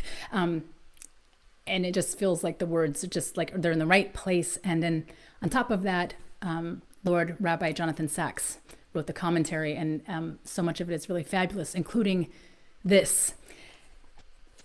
So when we get to Ahava Rabbah, and we daven that, we're about to get to 6 of the most loving words in our liturgy. And you might think, as I did, that would be the Shema, because it's coming up right after Ahava Rabbah. But listen to this. The phrase, our Father, compassionate Father, ever compassionate, having compassion on us, Avinu ha'av harachaman hamrachem rachem aleinu, with its twofold repetition of Father and threefold mention of compassion in the space of 6 Hebrew words, is one of the most concentrated expressions of the love and trust we feel in and for God. The God who said in Exodus 4, my child, my firstborn, Israel. The channel through which this love flows is the Torah, God's covenant with his people. This contains the laws of life in a double sense, laws that guide us in life and laws that give us life. So tonight, it's Shavuot. There's a tradition that we think of this night as our wedding night, that we're going to meet with our beloved on the mountain tomorrow when we receive the Torah. And so I was thinking about that, and I was thinking about this text of love, Avinu, our Father, Ha'av Harachaman, compassionate Father, Hamrachem, the one who is ever compassionate, Rachem Aleinu, have compassion on us. And I also thought of, sort of, in my mind anyways, the mixed metaphor here of Father and Rechem, the Rachem, Rachaman, which comes from the root, the same root as Rechem, womb,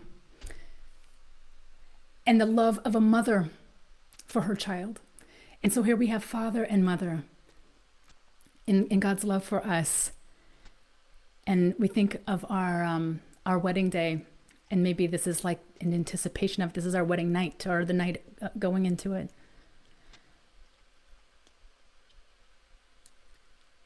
So as we do that, as we receive God's Torah, let's focus on God as our parent, God as our loving parent. God is love, love, love. And this melody is one of my favorites. We use it a lot in prayer song. I learned it from Yuval Ron. It's an Iraqi Babylonian nigun, and if you come to prayer song often, you'll recognize it. So let's turn this up and see if we can do this. Hold on just a second. Here we go.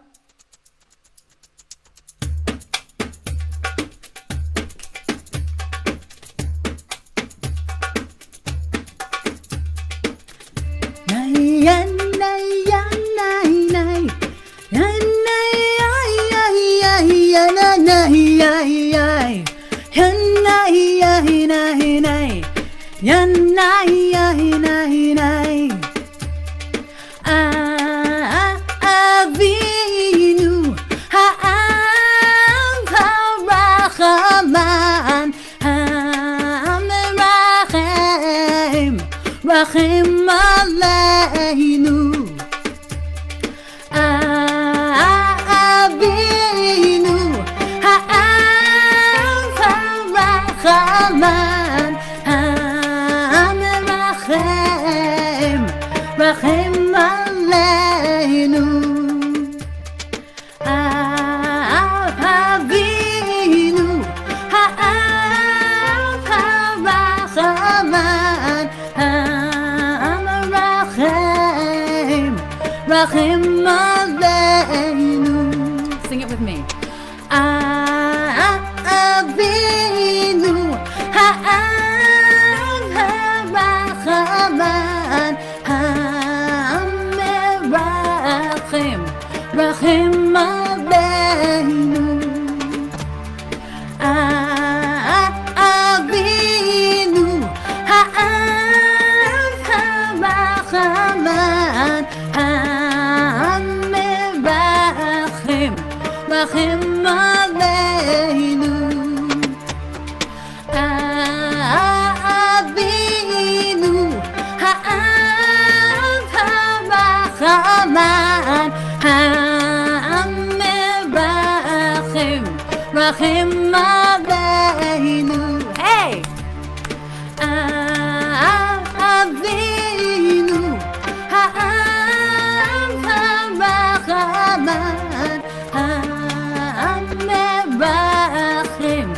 רחם עלינו.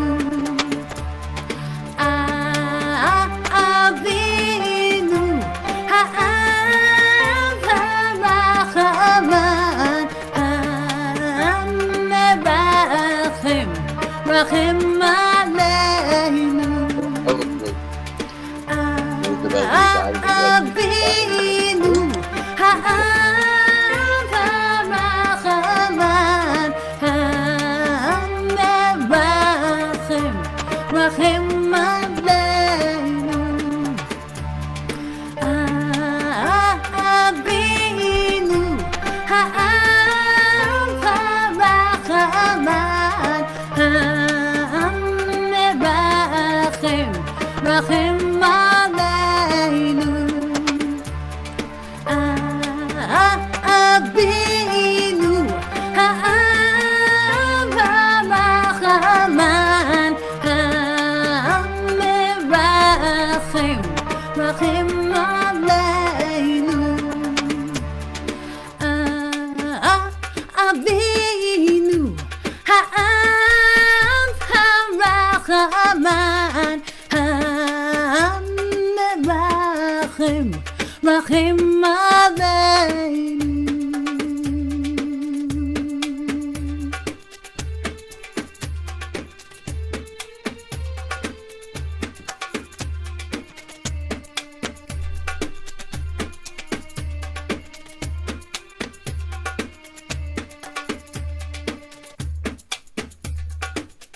Hag Sameach, everybody. Hag Sameach. Amy, thank you so much for your spirit and soul. It seemed like your technology worked. Good, because it really didn't when I practiced, so I'm glad. Well, it sounded beautiful. Thank you so much for spending time with us tonight. Thank you. So that is going to lead us to my friend Jacob Green, a member of our congregation, the father of Leah, Clara, Ella, and Noah, and husband of Nicole. Jacob is a nationally recognized leadership and crisis management expert. Clients such as Mattel, FedEx, Hyundai, Scripps, and many other private and public organizations have brought Jacob in to help their teams leverage adversity and build organizational resilience. He has received numerous awards for his work, including being a recipient of the National Caring Award in Washington, D.C., alongside Dr. Jane Goodall, recipient of the Orange County Human Relations Award, youngest recipient of the Jean Lenzner Humanitarian Award, and is a recipient of an honorary doctorate from Western University Medical School. His book, See Change Clearly, is an Amazon new release bestseller and reached #1 in 5 Amazon new release business categories. He's a mensch, and he's going to share with us his personal story of healing and a little bit of what he does. So thank you, Jacob Green, for being here. I appreciate it. Thank you so much, Rabbi. Thank you for having me and for the invite. Really appreciate it. Very tough to follow Amy. Let me tell you, as someone who has really benefited before COVID from Prayer Song and all of Amy's services, but especially since COVID, thank you, Amy, for continuing to keep my fuel tank full and my kids' fuel tanks full, my wife's fuel tank full, and kind of keeping us, I don't know, I feel like you've been a really important part of keeping us spiritually together and connected in this very difficult and challenging time. So I was really hoping not to have to follow you, but so again, thank you. So my goal tonight, and Rabbi Robin, maybe, okay, I see you allowed me to share my screen. Great, thank you. My goal tonight is to share a little bit of my story, just a little bit, in hopes that you kind of understand maybe a little bit of the paradigm in which I'm sort of viewing this topic of healing of the self and going through this sort of healing journey. But more importantly is probably Rabbi Robin asked me to grab some of the lessons learned, some of the things that we could universally take as we face whatever challenge it is that we're facing in our journey here on this wonderful earth, especially as we come out of COVID and hopefully into a better place. But that doesn't mean that it's going to be a place free from challenge. right? The human experience says that we will all on this call, unfortunately, together go through additional trials and tribulations. COVID wasn't the first, it won't be the last. I hope it's the last pandemic. Gosh only knows I never want to go through something like this again. But in terms of the human experience, is kind of what bonds us together, is the uniqueness of going through challenge. So for me, I guess my really first dose in going through change and challenge happened when I went off to college. I went off to the University of California, Berkeley, because I was going to study international relations, and there's really no better place on earth to study international relations than Berkeley, California, the home of world peace. And my whole track was all set out for me. I was going to take 4 or 5 or 6 years, I don't know, something like that, to get through college and study international relations, become a diplomat, and go into the State Department and the diplomatic corps. And so I got myself a little part-time job as something called a Berkeley guide. And as part of the Berkeley guide responsibilities, I spent a lot of time in downtown. Everybody see my screen okay? All right, very good. Spent a lot of time in downtown on Friday, Saturday, and Sunday nights, helping people to get from point A to point B. And on one particular night that I was working as a Berkeley guide, giving people directions and such, I went down into the subway station, and the scene in front of me was not this, which is a nice, peaceful, empty subway station, but this is the actual subway booth that I saw about 25 feet in front of me as I got off the bottom of the escalator.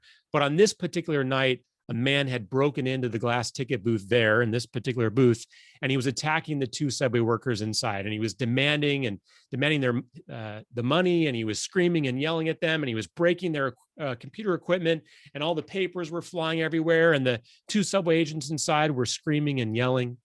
And there was about 200, 300 people that were sort of running all over the place. And there was a nice Jewish reference that night, which was this crowd of hundreds of people parted like the Red Sea. And it was like me and this glass ticket booth and this scene of chaos. So I didn't really have any brilliant plan that evening, except for I could see that one of the subway workers was on a red phone. And I knew enough that she was probably calling the police.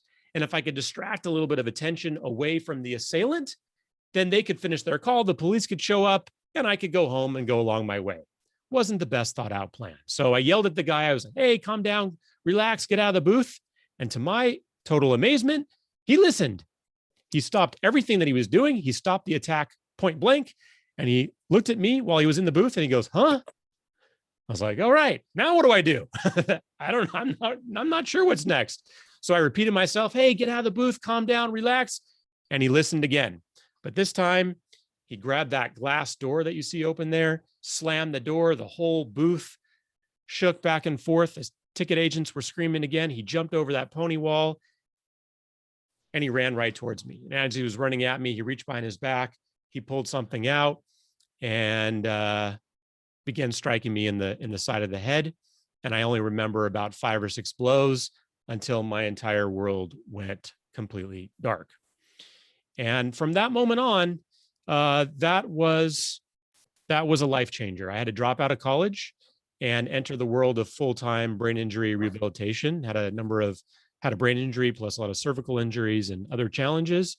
And I spent the first 6 months in a full-time rehabilitation program where I had speech therapy, occupational therapy, physical therapy, neurology, neuropsychology, learning how to do some of the basic functions. And at the end of the 6 months, a whole bunch of doctors sat me down after that 6 months and they said, hey, you've done a really good job. You can do your laundry now, and you can scramble eggs, and you can take care of your daily needs, but you're not going back to a university environment. You're going to need to learn how to learn again. And they recommended a full-time rehabilitation facility in Southern California, actually here in Orange County, one of the best in the world. It's called the Coastline Acquired Brain Injury Program right here in Newport Beach. And that's where they said I should head. So I packed up my college apartment as a freshman and moved down here to Southern California and joined the world of full-time cognitive retraining, cognitive rehabilitation, where I spent the next 2 years learning how to learn again. And in this very short 30-minute time together, I certainly have about 17 hours of material that we'll squeeze into just a few minutes together of the most relevant. But you can imagine during those 2 years of rehabilitation after completing the 6 months, there were a lot of challenges. There were a lot of doubts, and there were a lot of dark moments. And there were a lot of lessons about figuring out what the hell resilience is and how to keep myself pointed in a direction of purpose. And really the turning point for me was when my mentor, Bill Hullemandaris, who had been my mentor in high school, reminded me of a wonderful book that we had read together many years before my injury, which I'm sure most of this group has read, called Man's Search for Meaning by Dr. Viktor Frankl. Just give me a thumbs up for those of you on video if you've read Man's Search for Meaning. Yep, 100%. Of course, our shul group, right? Interestingly, when I do a lot of lecturing to police and fire throughout the country, and almost every thumb goes up with all the police and fire audiences as well, because more and more it's required reading in police academies and public safety leadership circles. But my mentor reminded me of a phrase in Dr. Viktor Frankl's book, where Dr. Viktor Frankl says the following. He says, "Forces beyond your control can take away everything you possess except for one thing, the freedom to choose how you'll respond to the situation." And it was on that particular night, when my mentor reminded me of that phrase, that things started to turn for me. And this began my real journey into try to understand how I could restore a sense of purpose, because I was so excited to always tell people, I'm going to be a diplomat and create world peace and go into the State Department and bring countries in Israel together in the Middle East and all this kind of good stuff. And now I was just a full-time patient, college dropout with really nothing to say. And so I felt I had no sense of purpose and identity. But that phrase by Dr. Viktor Frankl really turned things around. And I started studying and learning a little bit more and more about resilience, and started looking into different works by different experts, one of which I'll share with you tonight is Dr. Carol Dweck. Has anybody heard of Dr. Carol Dweck? Okay, good. I'm glad you're saying no, because it means I'm bringing something new to the table tonight for Shavuot. So Dr. Carol Dweck is a researcher out of Stanford and has researched for the last 30 years how people respond to crisis and how people build resilience. And she studied students and their response to tests and incorrect answers on tests. And after a series of experiments and lots of research over the years, she determined that there was 2 types of students and their reactions. She could classify those students that got questions wrong on a test and were discouraged and helpless and depressed. And there were students who got questions wrong on an exam and they were curious and interested and dedicated to figuring out how they could do better or learn more. And she created what all of us here on this call now know, which is the fixed mindset and the growth mindset. The fixed mindset and the growth mindset, it's a lens by which we observe the world. And we're not just one or the other as people. We switch back and forth. But the goal is, as much as possible, to have us be in the growth mindset. The students that were in the growth mindset, they said that, you know what? If I work harder, if I put more effort into something, I may be able to get better. The students that were in the fixed mindset said, it's just a lack of ability. It's just a lack of talent. And it turns out that if we spend a little bit of time when we're talking about healing and resilience on the fixed mindset and the growth mindset, the beautiful thing about the brain, and this is what I learned in brain injury rehabilitation, is it has the ability to create new neuro pathways. That's amazing. I wouldn't be here with all of you right now if it weren't for our brain's amazing ability to learn new ways of doing things, because I lost the ability, full ability, to have any reading comprehension after my injury. I couldn't understand anything that I was reading. I could read all the words to you beautifully. Little bit of an aphasia speech issue, but I couldn't understand what I was learning. But in brain injury school, they could teach me new ways of understanding what I was learning, and the brain could build their new pathways, so too can we as humans switch in crisis and in challenge from the fixed mindset of saying, gee, this is happening to me, there's nothing more I can do, to that of a growth mindset and trying to figure out what I can possibly add to this situation to grow and strengthen and create new ways of looking at my situation and my challenge, and therefore building a sense of resilience around me. And so I put together a few questions from my journey that I thought I could pose, and you could take a picture of this slide if you want, if it helps you, maybe something to come out of Shavuot or something to come out of this session with, although I must say, I already this evening have a really full tank. This is something that gives me a full tank. This is my dog, River. I know Rabbi Robin knows River, and Rabbi Ellie knows River, and Amy knows River, and River hangs out at temple every once in a while. And this is my dog, gives me a lot of peace, a lot of new ways of looking at things. If you look at the world through the dog's eyes, man, it's a very different place, but I digress. So 3 journaling questions you can look at that I think are particularly applicable right now to coming out of COVID.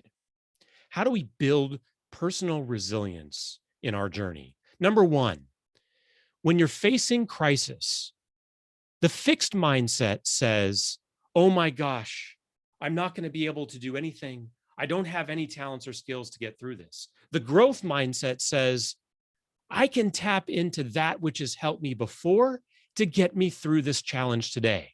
So the first thing you'll want to journal about a little bit tonight, tomorrow, and the week that comes is, what strategy have I used in the past to help me navigate this situation? It turns out almost every challenge and crisis we all face, we've been through something before that can help us through this issue. COVID is something that none of us faced before, but it turns out, raise your hand if you have faced loss before COVID. All of us. Raise your hand if you've experienced feelings of anxiety and fear before COVID. Well, last March and April, if we would have thought about what strategies did we use to successfully navigate those experiences, we can apply those to COVID and build our growth mindset, build a sense of resilience. Second, what do I want to take with me from this challenge? When someone says, what's your number 1 fear about COVID? For me, yes, it was my friends and family getting sick and ill, but we were so locked down in my family. By the way, I actually skipped one of the things I wanted to speak to you about tonight. We were so locked down because I have Crohn's. Crohn's came 5 years after the brain injury. So it wasn't, and I've had lots of surgeries and hospitalizations, all kinds of good stuff. It was just another thing that added to the personal resilience. But Crohn's was a bit easier to navigate because I had been through brain injury before. So too will COVID allow all of us to figure out ways to deal with the unknown and the anxiety and the depression and those fears that come and hit us in life in the future. So my second greatest fear about COVID, after keeping my friends and family safe and protected, is that I'll leave COVID in the past. That I'll leave COVID without taking something from it, without owning it, without growing from it. This really scares me, that we'll get through this period of time and it will be a distant memory for me. I don't want it to be something that traumatizes my past. I want it to be something that I can apply to my future. And the third journaling question for you to spend some time on is, what have I learned about myself and others from this challenge? Turns out in the research that when you ask yourself this question, you take yourself again from a fixed mindset to a growth mindset. You allow yourself to take control of tragedy and challenge and change and grow as an individual, which is the point of building resilience.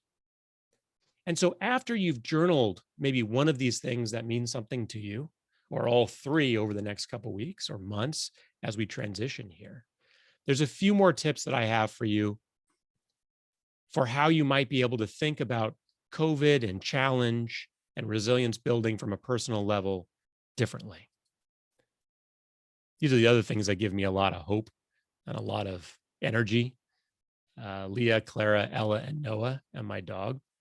And interestingly, this picture was taken in Big Bear. We got away for a weekend in February. It was really our first time away through COVID, February 2021. This picture was taken on February 16th.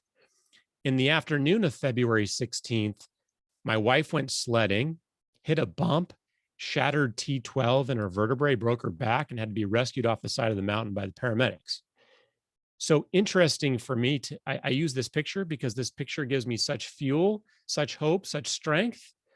But just like life, it's also a juxtaposition because it also brings up such a traumatic and challenging day for all of us. But it's this challenge to myself to balance that which is difficult to that which gives me such hope and inspiration, which is my family and my dog. So 5 things to build personal resilience. Number 1, lean. This is so incredibly challenging for us, but it's the first thing I learned in brain injury school. The first thing you have to do in brain injury school is humble the heck down fast. You have to be so crystal clear that you are damaged, that your brain is injured, and there are certain things that you're not going to be able to do without leaning on those around you.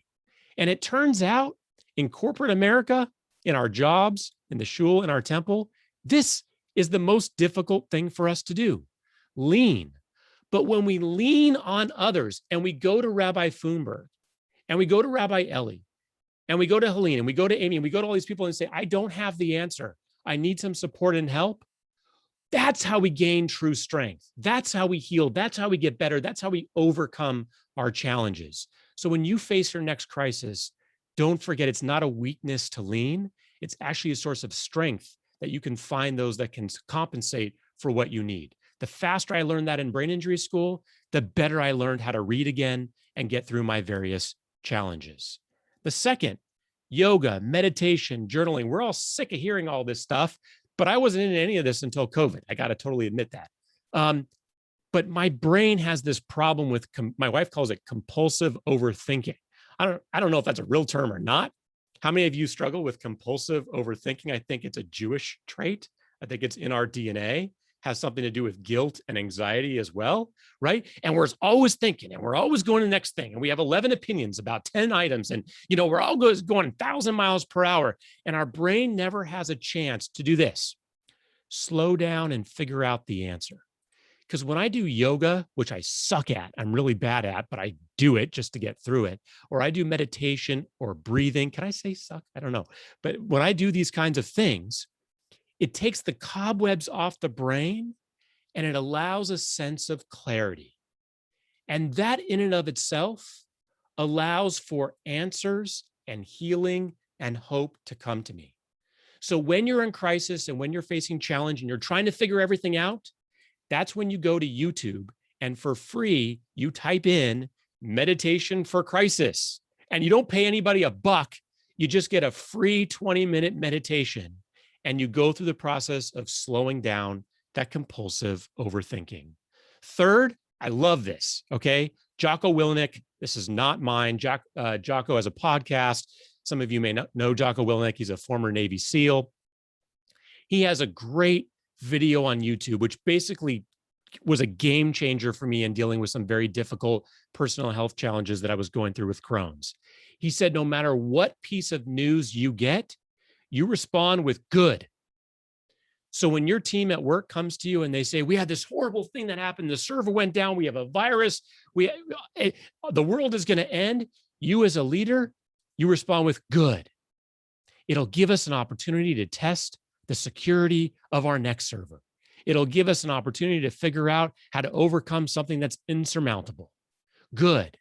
So whatever happens in my household right now, we're practicing this every day. If one of my 4 kids has a critical issue, or, my kids have taken COVID pretty hard because we barricaded down pretty good because of my Crohn's. I'm on infusions and I don't have an immune system. And my situation has put them through a lot in terms of COVID. And we respond with good. We're going to get through this together. We're going to figure it out and answer good. Whatever the challenge or the situation is, power outage, good.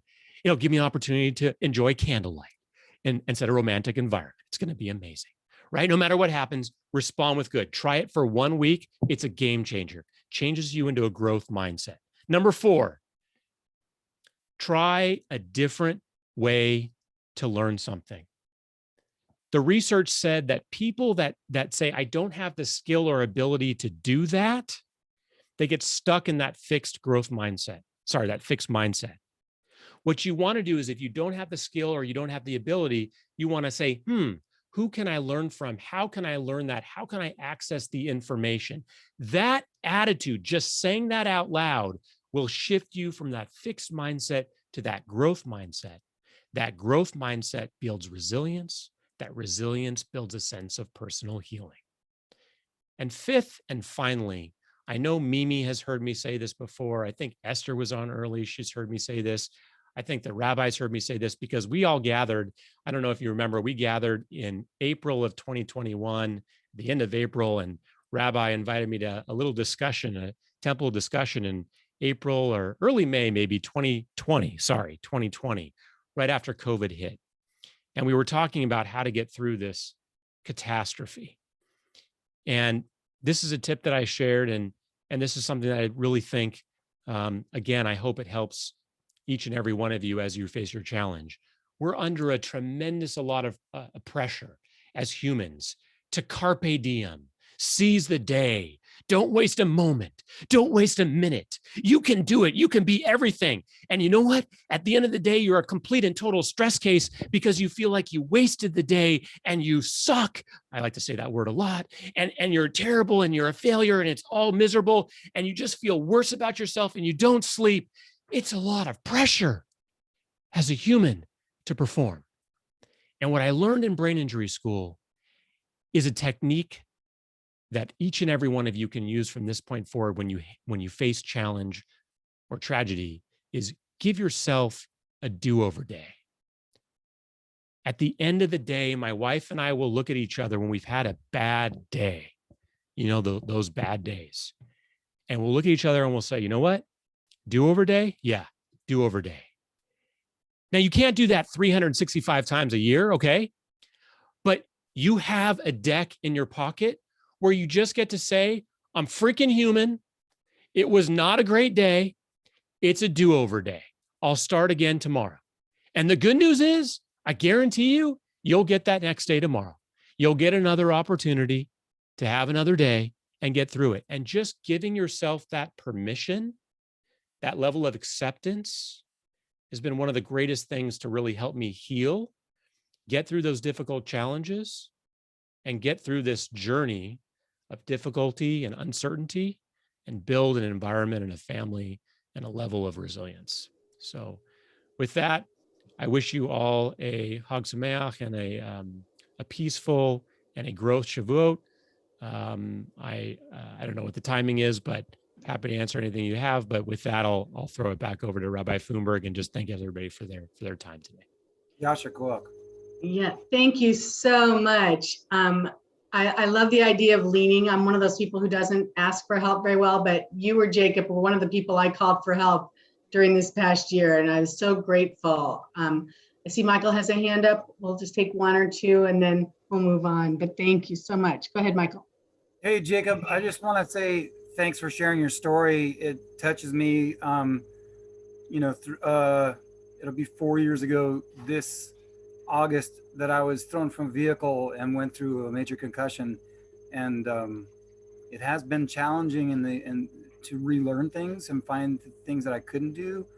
And I was on a cane and a bunch of other stuff. I've been able to do the physical, but I appreciate what you're saying and going on. And one of the persons I've learned from is a guy named Jim Quick, who had a brain injury as well. And he says, don't say you can't do that. If you're going to do it to retrain, is to don't say say I can't do that yet. Like add on the yet or something like that, because it's about moving on. So I related. You made me laugh, and Chag Sameach and Yasha Koach. Thank you. Thank you, Michael. Appreciate it. It's good to see you.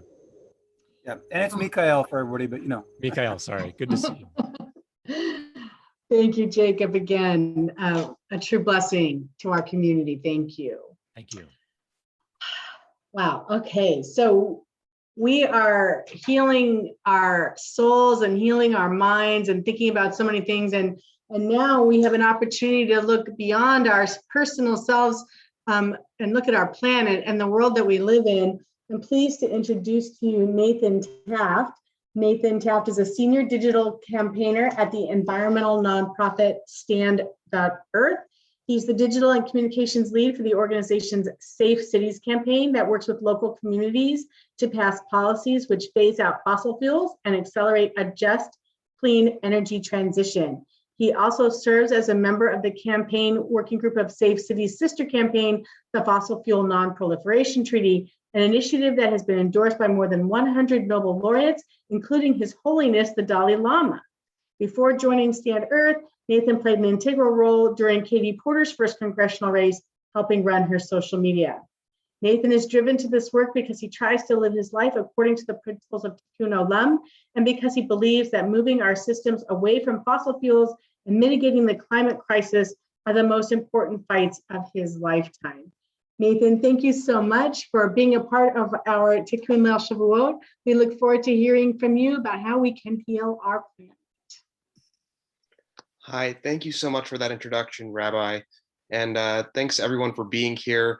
I know we're heading close to hour 3, I think, of the teaching. So thanks for staying strong and let's dive in. And I want to really set a little bit of context first and talk about Tikkun Olam, and which is a principle that I hold really near and dear to my heart. For those who don't know, that literally translates to repair the world. And ever since I was born, that's been kind of instilled in me by my family, by my parents, by my grandparents, by aunts and uncles, by the folks I cared about, that I needed to do my best to repair the world and work to make it a better place. And my first real encounter, I think, where I saw that in action for me was in high school. And for those who remember, there was a proposition on the ballot, Proposition 8, that was trying to ban the ability for same-sex couples to get married. And I remember feeling angry and upset and confused, like why are people trying to stop folks from being happy when it doesn't impact them in any way, shape, or form? And I went to rallies, I joined the Gay Straight Alliance at my school, and I kind of got a feeling for what I could be doing for Tikkun Olam. And the ballot resolution was defeated, and I moved forward thinking I want to do more stuff like this. And I didn't know what like this would be. And there are certainly lots of great causes out there for folks to take up and do to complete Tikkun Olam, including in how you treat people in your everyday life, your interactions with folks at the store, how you treat your family or your neighbors. And as I was graduating college and trying to figure out, well, what do I want my Tikkun Olam to be? And how do I want to make my mark on the world? And eventually I got to a point and I realized, you know what? My fight is going to be around the environment and around climate change, which I believe is, quite frankly, the biggest fight of our generation, of my generation, to confront, and around fossil fuels, which are its root cause and also causing havoc in the communities where they're present today. And so even without climate change, I really believe that we have a moral imperative to get off of fossil fuels. There was a recent report that from Harvard School of Public Health, and it showed that 1 in 5 global deaths are caused by air pollution from fossil fuels. 1 in 5. That means 20 out of every 100 people who die this year, it will be because they breathed in too much air that was contaminated with fossil fuel pollution. That's not okay, especially when we have cheaper and cleaner alternatives available. And making this even worse is that most of this damage is being done in select communities that are generally lower income or filled with people of color, and they're near extraction and refining facilities. And it is a big problem that we need to fix. And what's worse or equally bad is that this is also not they are getting the brunt of it. But that's not the only way. They're not the only folks who are being impacted. Everyone in any part of society, when you go out on the road, you're driving, you're in the cars, you're breathing in this stuff. When you're in your homes cooking, people think that gas stoves are perfectly fine and safe and clean. But the truth is, there was recently a study published in the International Journal of Epidemiology showing that children who grew up in homes that cook with gas have a 42% higher incidence of asthma. My wife grew up in homes cooking with gas, and she has asthma, and it's impacted her entire life. And I don't think that's a coincidence. And so it's become clearer and clearer that we need to move away from fossil fuels, even if there wasn't a looming climate crisis. But of course, there also is a looming climate crisis, as many of you well know. And if you've been following the science and reading the literature, we have realistically until the end of this decade to make major changes to our energy systems if we want to stave off the worst of climate change. And that's a big goal. That's a big ask. And before I go any further, I want to be really clear. We can do this. There is the science, there is the technology. We know how to stave off the worst impacts of climate change. So for me, the question is whether or not we can win this fight. It's whether or not we will.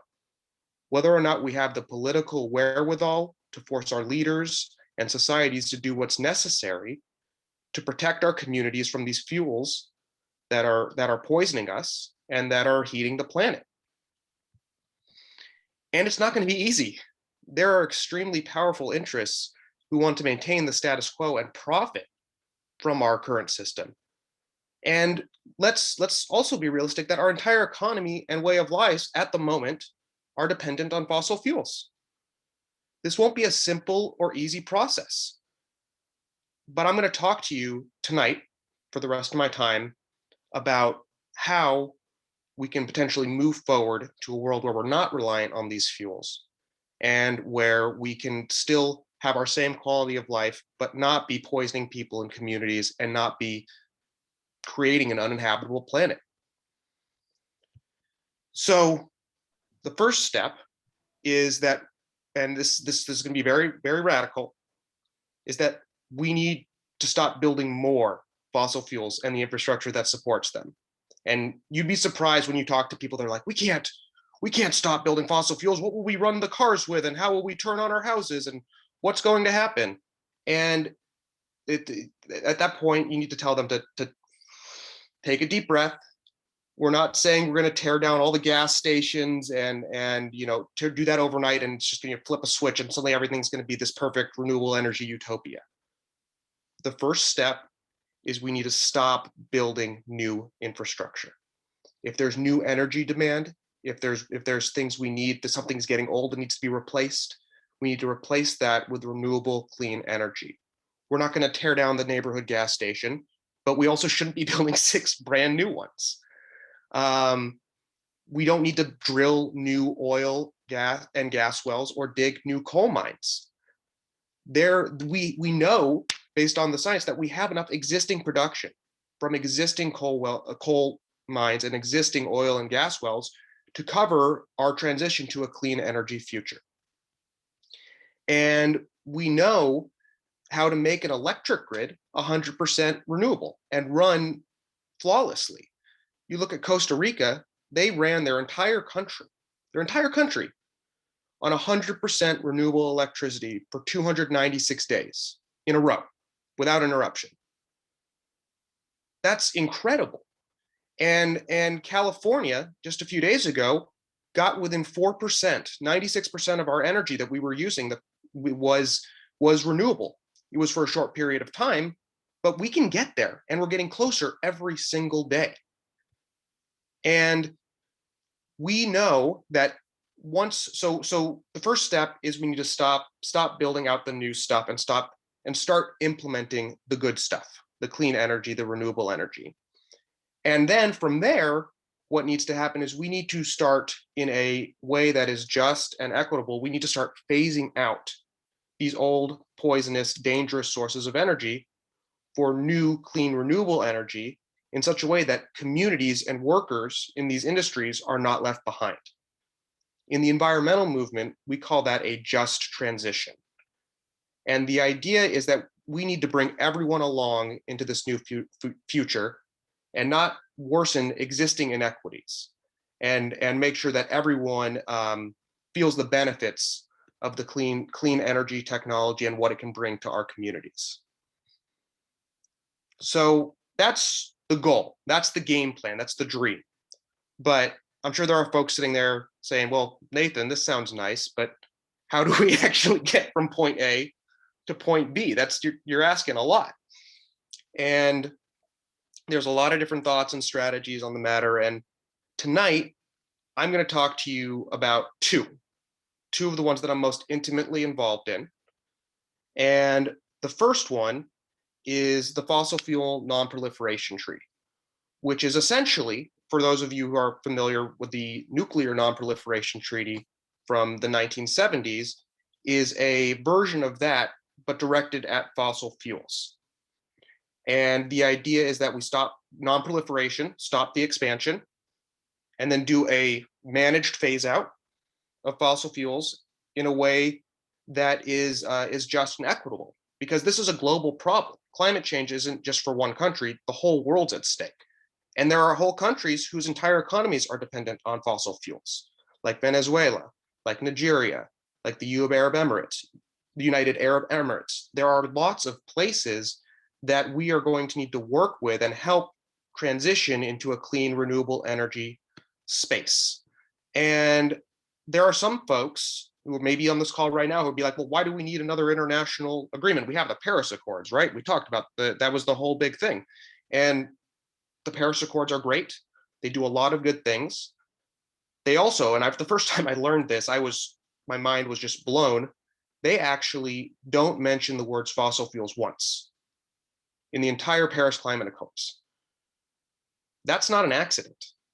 That was done because the fossil fuel companies intentionally did not want us to put the onus on them and their industries that are causing this problem. And so the treaty is an attempt to rectify that. And I've been watching this thing grow since it came to life in the brain of my mentor, Sipora Berman. And right now, as Rabbi Thunberg mentioned, it's been endorsed by more than 100 Nobel laureates, including His Holiness the Dalai Lama, by youth movements from Sweden to the Philippines to Australia, by hundreds of nonprofit and community and faith organizations. It's been endorsed by cities from Los Angeles to Barcelona to Moreland in Australia. Even here in Orange County, Santa Ana is considering endorsing it. I've been working with my council member here, Jesse Lopez, and our vote's actually in 2 days on it. So if anyone lives in Santa Ana, wants to get involved, give me a ring. There is a ton of momentum behind this, and there are real solutions out there on the global level. And if people want to learn more, they can go to fossilfueltreaty.org, which, Rabbi, I think we can send out afterwards in an email and just give some folks some more info, and people can endorse as an individual or as an organization if they'd like. So that's the big game plan, overarching big tent, how we stop this, how we make this world, how we tikkun olam around climate change and fossil fuels. The other piece we're working on is a sister campaign called the Safe Cities Movement. And where the treaty is big and large and national governments, Safe Cities is working with local organizers and governments to pass policies that will stop the expansion of fossil fuels and begin a just transition. Essentially, it's the local teeth, policies that can be enacted now, this month, if you can get your council to work quickly enough, and start making a difference today in your community. Protect your community, protect your people from fossil fuels, and also make a dent in the climate crisis. And what's crazy is that people think, and they'd be right to think that cities can't legislate on climate change. They don't have the jurisdiction. Where they do have the jurisdiction is on health and safety. They can say, we don't want this oil pipeline. We don't want this oil well, this coal mine, this refinery in our community because it's poisoning our residents. And because if you think about it, whenever anyone wants to build something, a new wing to their house, a gas station, a supermarket, they got to get a zoning policy. They got to get a zoning policy from the city or county government. And so we did a legal study and found that in most states in the US, we can actually do that, but around fossil fuels, and cities can say, no new fossil fuel infrastructure will be built here. And this is a refreshing change of pace for folks in the environmental movement and communities, because for the longest time, these communities had to pay basically what we like to call the world's most unfun game of whack-a-mole. There would be communities, there'd be a giant oil export terminal that would pop up and you'd say, no, we don't want this in our community. You'd make public comment, you'd protest, you do it, and you'd stop it. And then the next day they're saying, oh, no, we just want a coal export terminal now. And so now you got to fight that project for the next 5 years of your life. And so the idea with safe cities is that you stop that before it starts and you change the rules of the game. And so what Safe Cities is doing now is we're working with folks across the US and Canada and more internationally as well to basically endorse the treaty as a first step, say they support the idea of a fossil fuel non-proliferation treaty, and then pass policies that stop new fossil fuel infrastructure. King County in Seattle did this with coal mines and major storage terminals. Berkeley did this by saying, if you're going to build a new building, you can't have gas hookups. It has to be all electric. And more than 40 cities have now followed their lead. Just recently in Petaluma, a city of 60,000 people in the Bay Area, said, we have a gas station, a 5-minute drive from literally every single resident in our city. You can't get new gas station permits. You're done. Bye. And they have the power to do that.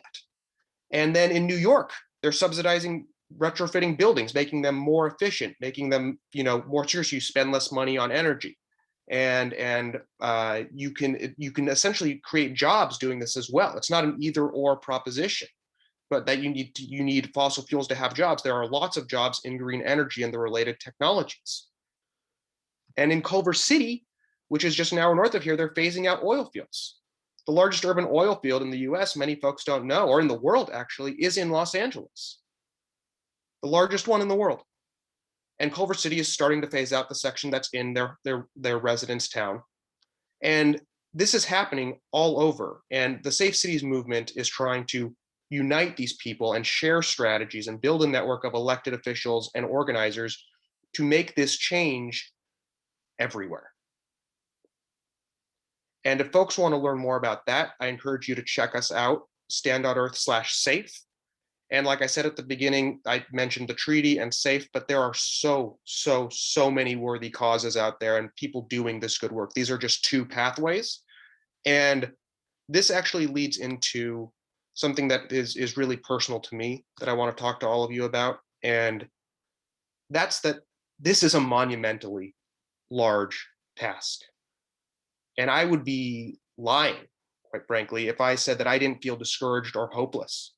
Sometimes, like, I'm just one person. This is going up against the most powerful industry in the history of the world. It's a planet. Like, how am I supposed to do something that matters? And I'm reminded of the Jewish tradition from Pirkei Avot that talks about how you are not obligated to complete the task, but neither are you free to desist from it. And I remember I was talking with a mentor of mine on one of these days when I was feeling discouraged. And she told me, every ton of carbon that we stop from being emitted into the atmosphere today will mean lives saved in the future. And every mega refinery and new building that we build without fossil fuel infrastructure built into its bones, those are lives we're going to save today. And so this work matters. We are going to be saving lives and helping people. And it's not going to be easy, but if we all come together as a society, as individual communities, and then more broadly as a society, we can do this. Again, we can do this. We know how. It's just whether or not we will. And it's up to each and every one of us to ensure our leaders do what's necessary to take on what is likely the largest fight that humanity has ever confronted. And I think if we can do that, then we've done some good Tikkun Olam. And that's what I got for y'all tonight. I just want to say a big thank you to my mom, who's on this call, for encouraging me to come and speak, and to Rabbi Funberg for hosting this, and to my wife for helping me prepare. And thank you all so much for listening. Well, thank you so much, Nathan. I am totally inspired, and I can't help but say, yes, we can. After that, right? Like you've convinced me, because that was going to be my question. What can we do? But you are showing us that there are things that we can do on the local level. And I've always certainly felt that change happens. You start here, and then it grows and it grows and it grows. So thank you so much for the work that you're doing. We have a minute. If there's anyone, does anyone have any questions for Nathan?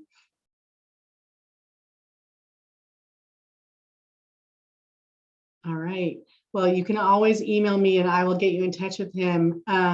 Thank you. He put it in the chat, fossilfueltreaty.org and stand.earth/safe. So please check that out and make it happen in your cities. Thank you so much, Nathan. And thank you, Dahlia, also. All right. So we've looked at.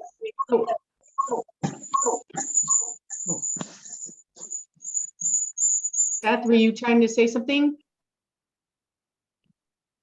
No. Okay.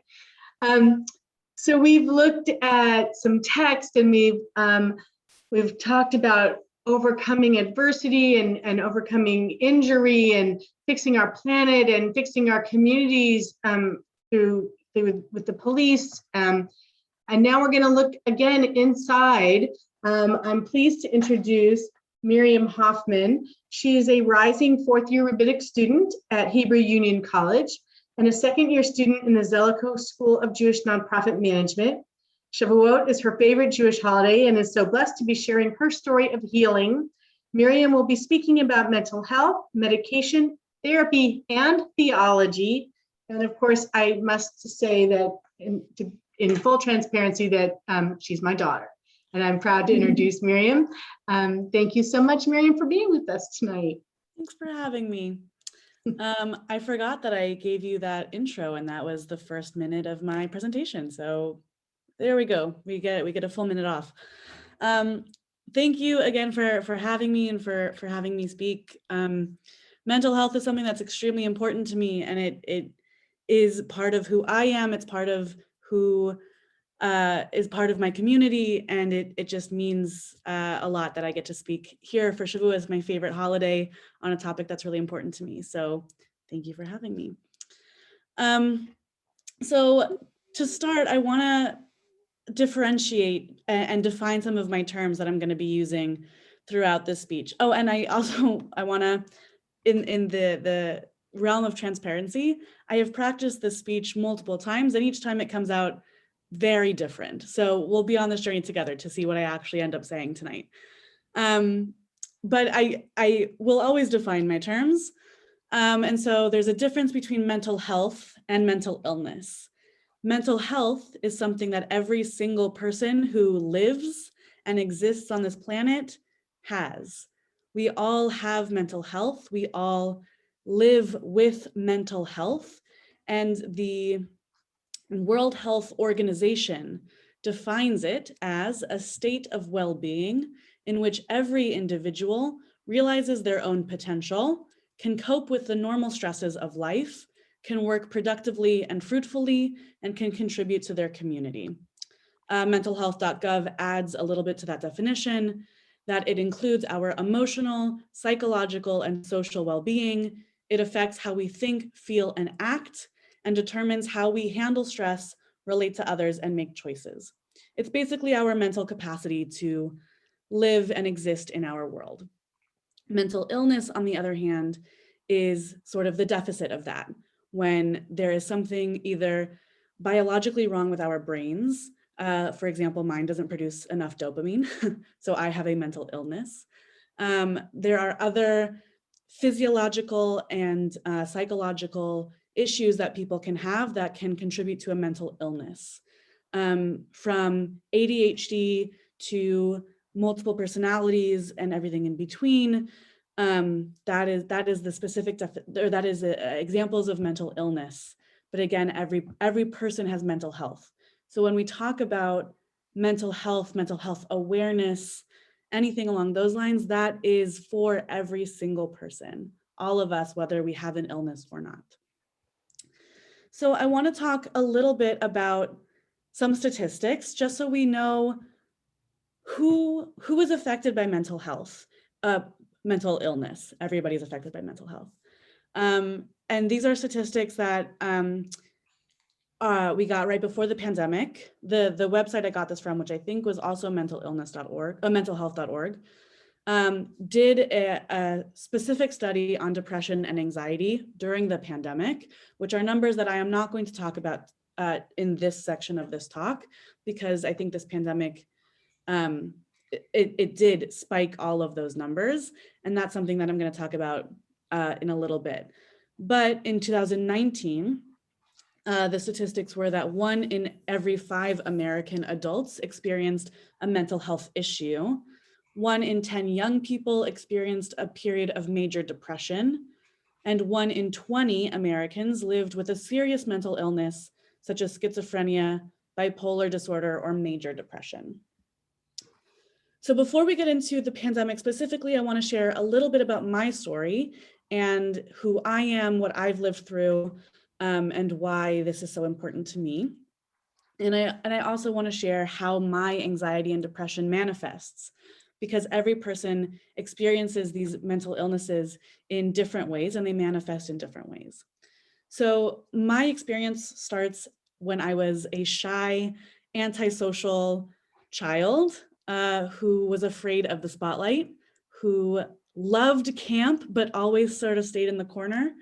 I was never a center of attention, and in fact, hugged the walls constantly, which is not an indicator of mental illness, but definitely was for me specifically. But that was my childhood. I was shy and I wasn't a fan of crowds or, partnered activities because I was afraid of embarrassing myself or not being picked, things like that. And it wasn't until my senior year of high school when I had my very first anxiety attack, which of course I didn't know that that's what that was in the moment.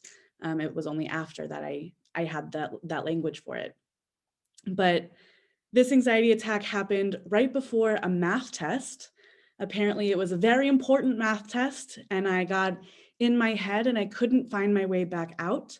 And my entire body started to shake and my hands were getting clammy and my heart was beating really fast and I couldn't breathe. And I said to my teacher, I don't know what's happening. This has never happened to me before. Can I just go walk on the track for a little bit and calm myself down? And she saw that my body was literally shaking. And she said, of course, go ahead. This math test is less important than your body. And so she let me go. And I walked around the track for maybe 15, 20 minutes, had some water, cried, and was able to breathe through the anxiety attack. And I didn't have one again until college, but that was the first one. And I will always remember being absolutely scared out of my mind that my body was reacting in this way to something that I had done many times before, taking a math test. So that was very scary. In college, this was a new environment for me, a time where I could reinvent myself and be around people I had never been around before.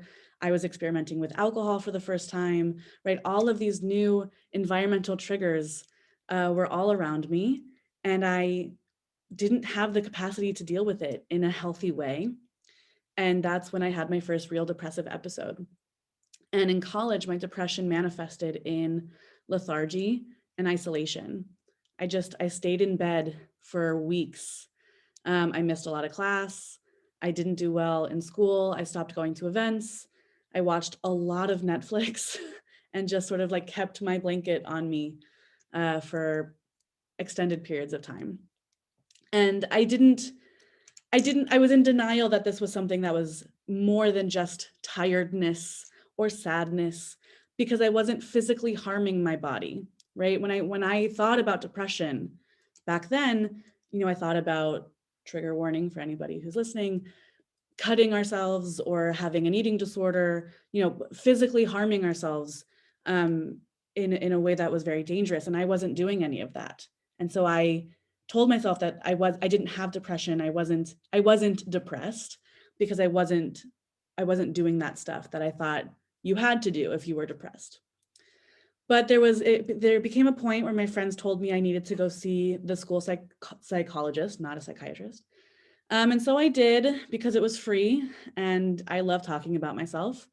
So I went to go see her, and she said, I don't have the official capacity to diagnose you because I'm only allowed to see you a couple times, which was the school policy, but I'm pretty sure that you have anxiety and depression.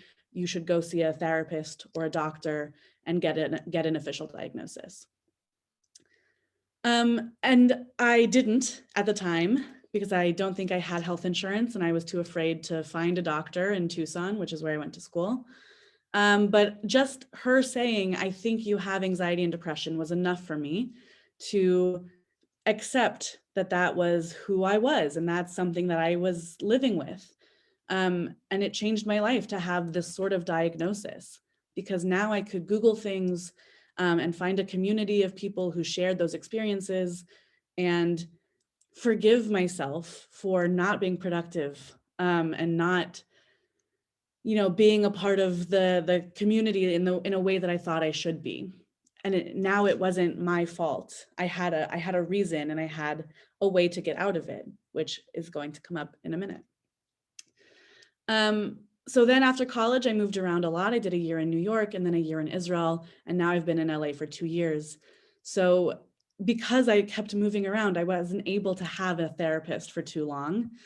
And so I never really went to therapy, even though I knew now at this point, but because of my 4 years in college, that I am someone who has anxiety and depression, and fully admit that and, live it. I still wasn't able to find healing in that way. I wasn't able to move forward and meet that need of mine because of my environment. And then I did my year in Israel, and basically I was depressed the entire time, the entire year. And now, in hindsight, after speaking with my therapist for the last few months, I realized that my depression manifested completely differently my year in Israel than it did in college. So while I was in Israel, I was angry all the time. I had a very short fuse. I was impulsive. I was really sassy with a lot of people. I maybe was a little mean. It wasn't a good look on me, to say the least. And at the time, I just thought that I was, in a different environment with new people. It was my first year of rabbinical school. Israel is a challenging place to live. And I just thought that I was, doing my best in a hard place, which I was. And now, after talking to my therapist, I realized that that was actually me living at a high anxiety level and a high depressive level for an entire year.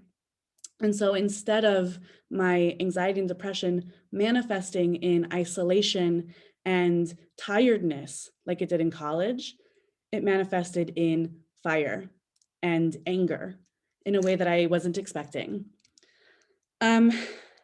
So finally, I moved back from Israel. I moved to Los Angeles and was able to find a therapist.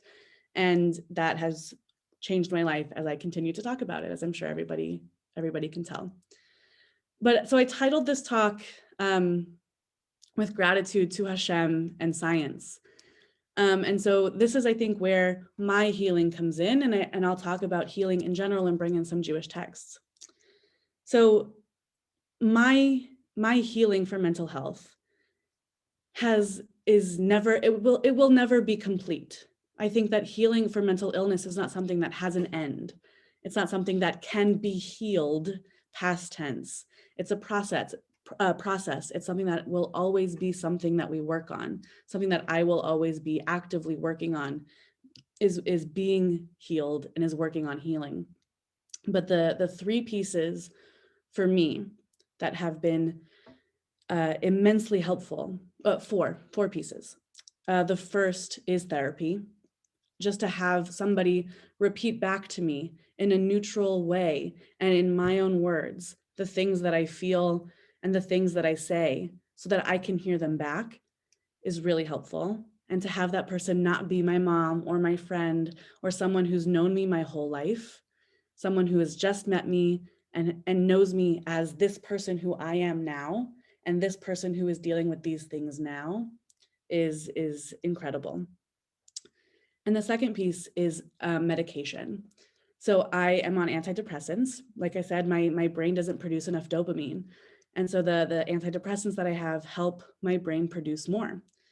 And so what that means is I don't experience as many depressive episodes as I used to. And when I start to fall into those negative places, I'm able to get out of them much quicker and I don't fall as deep. I still have depression and I still have anxiety. It just doesn't affect me as hard and as often as it used to. I am a huge advocate for medication, especially for severe mental illness. And I fight a lot for health insurance to cover mental illness and medication in those kinds of ways. The third piece is community, which I think is the most important piece for anybody with mental health and for anybody with mental illness, that having people around you who support you and validate your mental state and are there with you to lift you up or sit with you when you need is everything. I unfortunately see a lot of stories of people whose families don't believe in mental illness because it's something invisible that they can't see and that they don't understand what it means and how it works. And it's really sad because these people who are suffering with something that they also cannot see, right? They're not being validated, they're not being supported by their loved ones. And it's gaslighting and it's really, I'm sure, very challenging. I have been lucky to have a very supportive community who's always been there for me and have validated me, and that means everything. So if there's nothing else that you get from this talk, it's to believe that mental illness is real and to be there for people who need it, who need you to be there for them. But the piece that has changed my life more than anything is God. So in college, a family who was close to me lost a child, and they clung on to God in a way that I had never seen before, instead of pushing away from God, which I had seen many times. And I couldn't understand how they did that, right? I think it's human nature when tragedy happens to get angry and scream and push away from God. And this family didn't do that. They found ways to connect to God in different ways that made sense for them and that helped them through this tragedy. And I was amazed by that strength. And it made me want to believe in a God that could help me through my tragedies. Not that I have experienced anything close to what they did, but just seeing a group of people believe that God could be there for them through something like that, I wanted that too. And so I decided to start trying to believe in that God. And through faking it till you make it, I now do. And a belief, so God is a really hard subject for so many people, and theology of any kind is very challenging for anybody to preach about because it's so personal and it's so powerful and meaningful and can be really hard. But for me, when I find myself in during an anxiety attack or during a depressive episode, or when I start negative self-talk where I can feel myself starting to slip into something very negative. Believing that God has a plan for me, that my deep feelings about something, that I can't control how I was made. I can't control that I feel things deeply. But if I can believe that God has a plan for me, and if I can believe, if I can trust that there is something good on the horizon, then that's enough for me to grab onto to pull me through. Because a lot of my depression is without that light at the end of the tunnel. It's just darkness. And God has become that light at the end of the tunnel for me. So that's been my healing through my anxiety and my depression. And for people who don't have severe mental illness, but who all have mental health, a huge part of that is living a healthy lifestyle. And what I mean by that is getting enough sleep, drinking enough water, getting outside, again, being in community with people. Like the World Health Organization defines, your mental health is your ability to be alive in a healthy way, to deal with stress, to be productive, and to contribute to your community. And what that means is that you can exist in a way that is okay for you. And because we're human beings, that means we need sleep. That means we need to be hydrated. And that means we need to be in community with each other, and support each other, and be together. So I want to bring in 2 Jewish texts that I have been thinking about while preparing for this talk. The first is the traditional Mishaberach. And I was thinking, I was like, I don't know if traditional Judaism or just Judaism in general talks about mental health in the way that we think of it now. Of course, there's plenty of modern responsa about mental health in Judaism, but I wanted to go back further and see if some of our older texts had anything to say about it.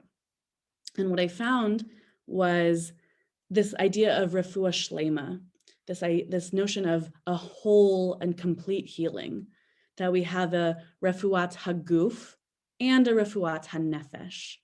And this refuat hanefesh, to me, includes mental health, because it's something invisible. It's something that we don't fully understand. Some things that are biological, that are neurological, we do, and that might be part of refuat haguf. But some things we don't. And I think that this concept of refuah shlema really embodies this whole healing of the mind, body, and spirit. And so now when we do Mishaberach, I don't always say my own name, and I don't always feel comfortable saying my own name, but I do think about myself when Mishaberach comes up, that I will be considered, somebody to receive healing from God, or, with my medication, through therapy, all of these things. And I think that if we start to include people with mental illness and mental health as part of Mishaberach, it would be really powerful and a really beautiful thing to think about refuah shlema in those ways.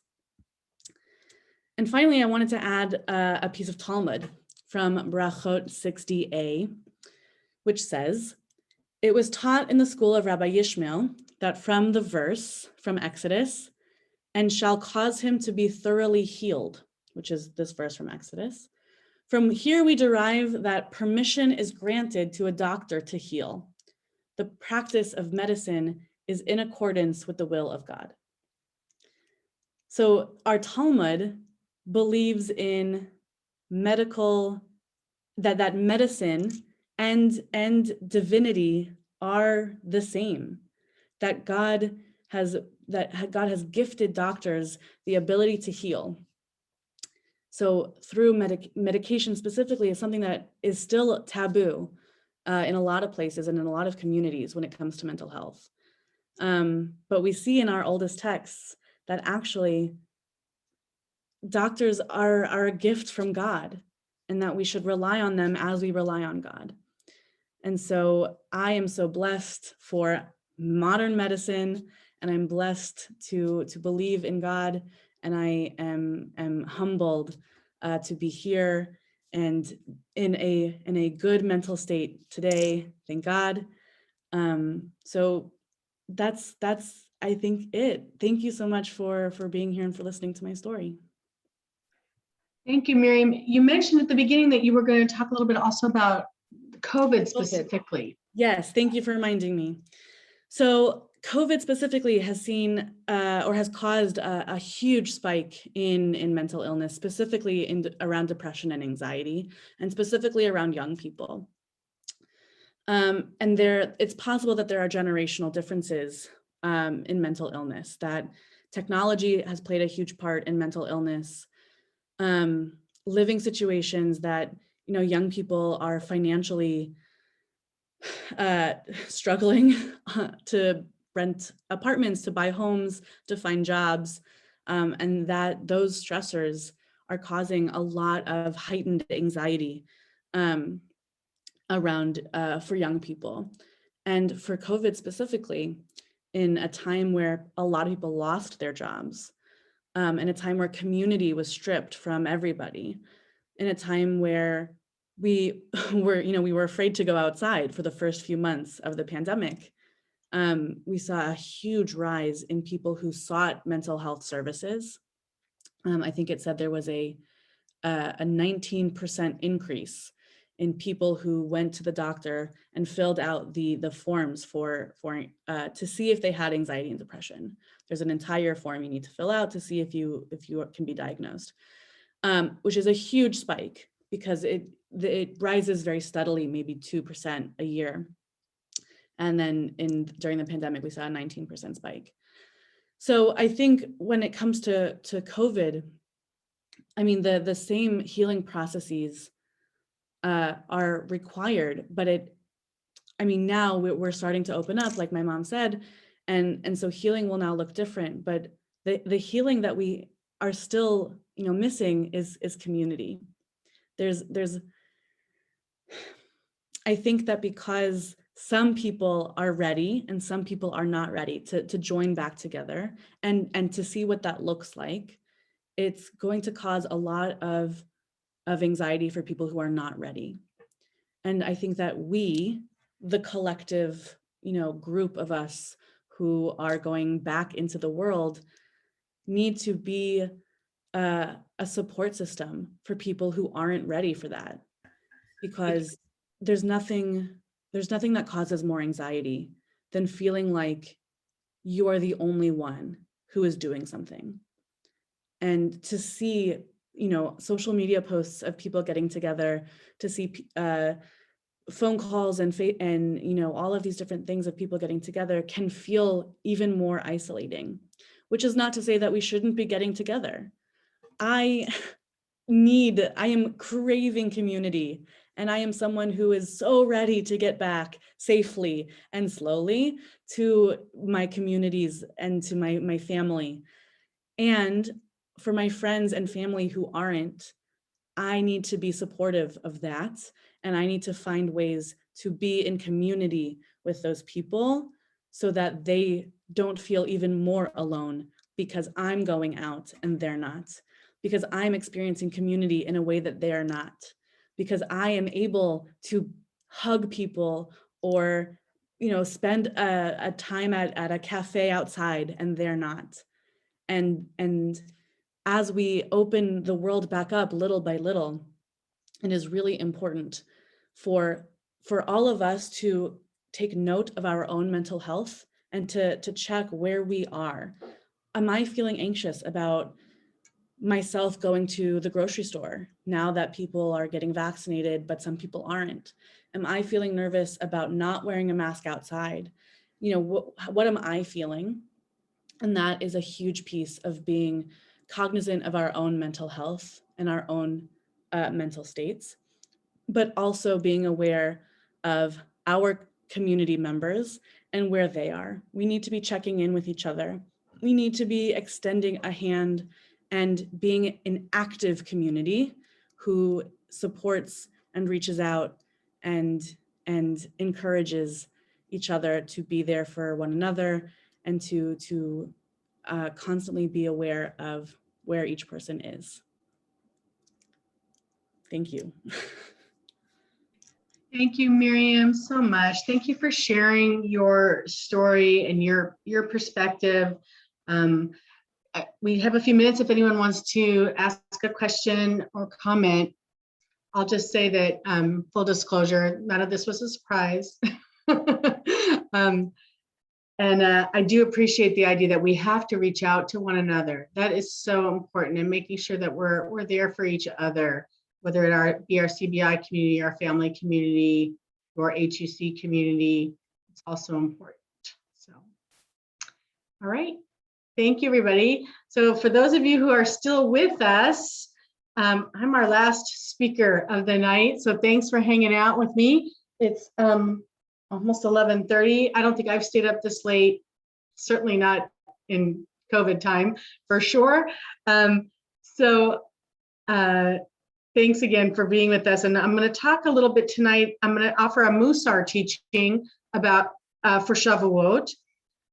For those of you who are not familiar with Musar, Musar is a spiritual perspective and a discipline of transformative practices. The word Musar means correction or instruction. Musar practice is the art of self-introspection centered around a series of midot, or character traits, through which we gain knowledge about ourselves, our actions, our thoughts, and gain a higher sense of connectedness with God. Some of these character traits, some of these midot include Havana, humility, Savlanut, patience, Hakarat Hatov, gratitude, Rachamim, compassion, just to name a few. Tonight I'm going to speak about the midah of Seder, a word that you know. It means order, as in the order of the prayers in our Siddur, which has the same root, or the Passover Seder, a ritual that occurs in a particular order. And I'd like to suggest that this midah, order, or Seder, is the very first midah, the very first character trait that God demonstrates in the Torah. And I'm going to chant a little piece of Genesis chapter 1, verse 1 and following. Bereshit bara Elohim et hashamayim ve'et haaretz ve'haaretz aita tohu vavohu. Tohu vavohu, I lost my place. Ve'choshech al panei tehom ve'ruach Elohim merachefet al panei hamayim. Vayomer Elohim yehi or vayhi or.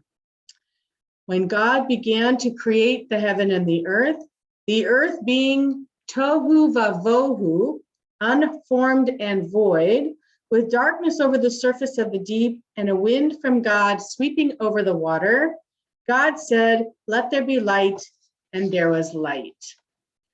So the text goes on, as you are all very familiar, I'm sure, with the idea that on the first day, God does this, and on the next day, God does this, and then the third day, God does this, all the way through 7 days, right? And simultaneously, God is creating time. And there was evening and there was morning a first day, and there was evening and there was morning a second day. So God is placing order in the world. He's taking that tohu vavohu, that unformed void chaos, and putting it and making it an ordered place, an ordered planet, an ordered world for eventually the creation of human beings. So chaos is the antithesis of order. And our world often feels chaotic. Rabbi Spitz talked at the very beginning of our evening about the brokenness of our world, right? We have so many problems. We talked tonight about the environmental crisis. We talked tonight about the distrust we have of our of our police officers and community safety. How do we apply order to that ongoing chaos in the world? That's a tall practice for one person. Nathan Taft applies order by doing what he can to solve the environmental crisis, right? That's his way of applying some order to chaos. Miriam applies order by using her faith to do the good work in the world. She's going to be a wonderful rabbi someday. We all find ways to apply our own sense of order to the greater world. It could be political activism. Just the act of voting is a sense of putting order to the world. Chaos happens to us all the time, where you could almost say you're always living in a sense of chaos. Just this past year, we were living in a year full of chaos. We all remember a year ago, March, when we were first told that there was this pandemic and we were going to all be sent home from work. I remember feeling like, what is going on in our world, right? Why is this happening? And how long is this going to be? And what do I do with our religious school? And what is it going to be like to be home 24/7? And at first, let's all agree. We thought, how we get to work from home? This is going to be great. And honestly, it kind of was at first. It was novel. It was interesting. I got to know my husband really well, and I watched him work. And that was one of the ways that I dealt with the chaos. I tried to look at it as a positive. I tried to take it one day at a time and say, it's kind of cool. I get to be home and walk my dog on a regular basis. It's kind of cool that we don't have to drive in traffic all the time, right? We saved a ton of money in fossil fuel and in our own pocketbook, right? So we all looked at it at first like this was unusual but interesting, but then we also were very afraid, right? We were very afraid. We had no idea what this COVID was and what it could do to us. And of course, as time went on, the novelty wore off and the fear remained for a long, long time. So how did we practice order during the pandemic? What else did we do? One of the things that I noticed in the first few months of pandemic is that my husband and I spent, since we were home so much in this space, we realized that we needed to order our home somewhat. We started cleaning out some of our junk drawers. We started going through our papers. We started refiling. We started cleaning out the clutter. Stuff that maybe we noticed it before, but we didn't really have time to deal with. Suddenly we had time to deal with it. Suddenly we had the time because we weren't commuting and we were both home together all day, every day, and there was nowhere else to go and nothing else to do. We cleaned out our closets. We cleaned out and reorganized bookshelves. We cleaned our office, which we were suddenly now both working in all the time, and it needed to be reorganized. We donated a ton of stuff to Goodwill or to, any charity, right? That helped us get through that pandemic because our home is our sanctuary.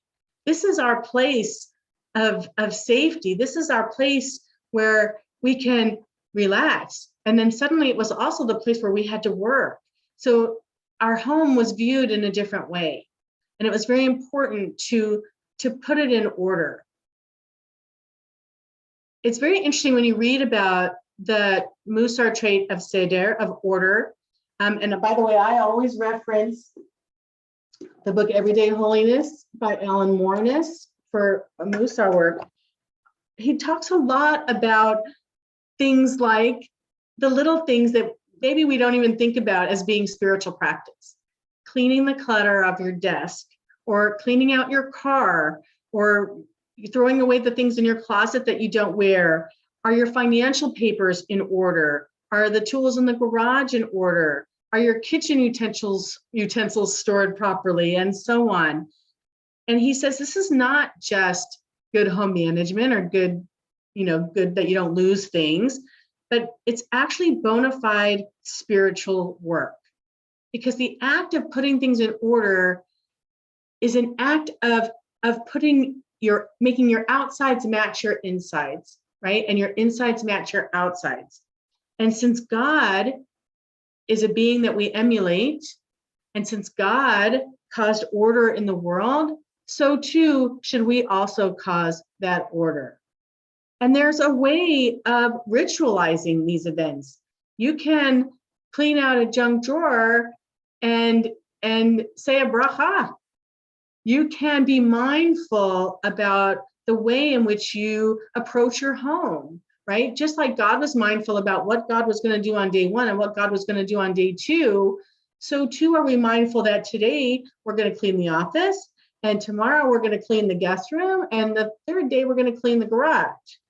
And if you're mindful and you take it methodically, spiritually, with the sense of applying an order to your home so that your home remains your sanctuary, so that you feel safe in your home, because your home is your literal home base, right? This is where we come at the end of the day to be ourselves, to relax, to let our hair down, to be with our loved ones, to feel safe and comfortable. The essential value of practicing order is that by voluntarily aligning ourselves with an orderly way of living, we draw ourselves closer to the divine way of being. When we are orderly, we emulate one of God's intrinsic characteristics, and that draws us closer to God.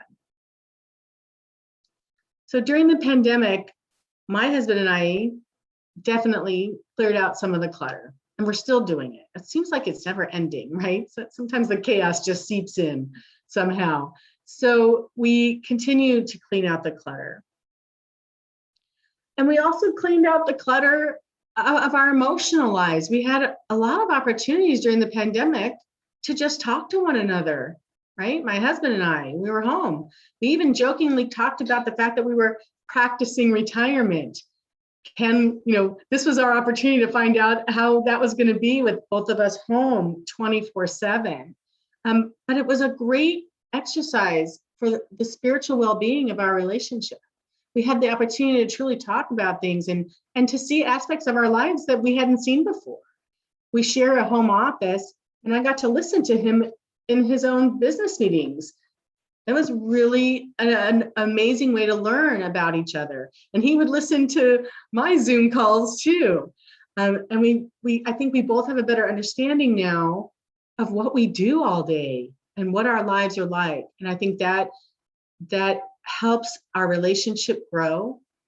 And it gives each of us an opportunity to have compassion for one another when it's needed, but to support one another, to boost one another, and to show honor to each other as well. Living an orderly life and practicing seder, order, is also, it works well with the other midah of kavod, or honor. Especially if you're living with other people. Providing an orderly home, I do it out of honor and respect for my husband. He shouldn't have to live in my chaos, right? In my disorder, and I don't want to live in his chaos and his disorder. We work together to make sure our home is orderly for each other. I want to do that for him, right? Because he's my husband and I honor him and I show kavod in that way. Just as a micro example of this, my husband is someone who makes the bed every single day without fail. And, I was kind of 50-50 on it. A lot of years I lived alone. It didn't matter. Nobody saw it but me. But now that I was living with him and he likes things orderly, I do it. I do it to honor him, because I know that that's something that he needs to have order in his life, right? And I need to respect that and honor that. And that's part of my spiritual practice now, right? And honoring and respecting your spouse or your parents or whoever you're living with, or your children as well, is part of our spiritual practice.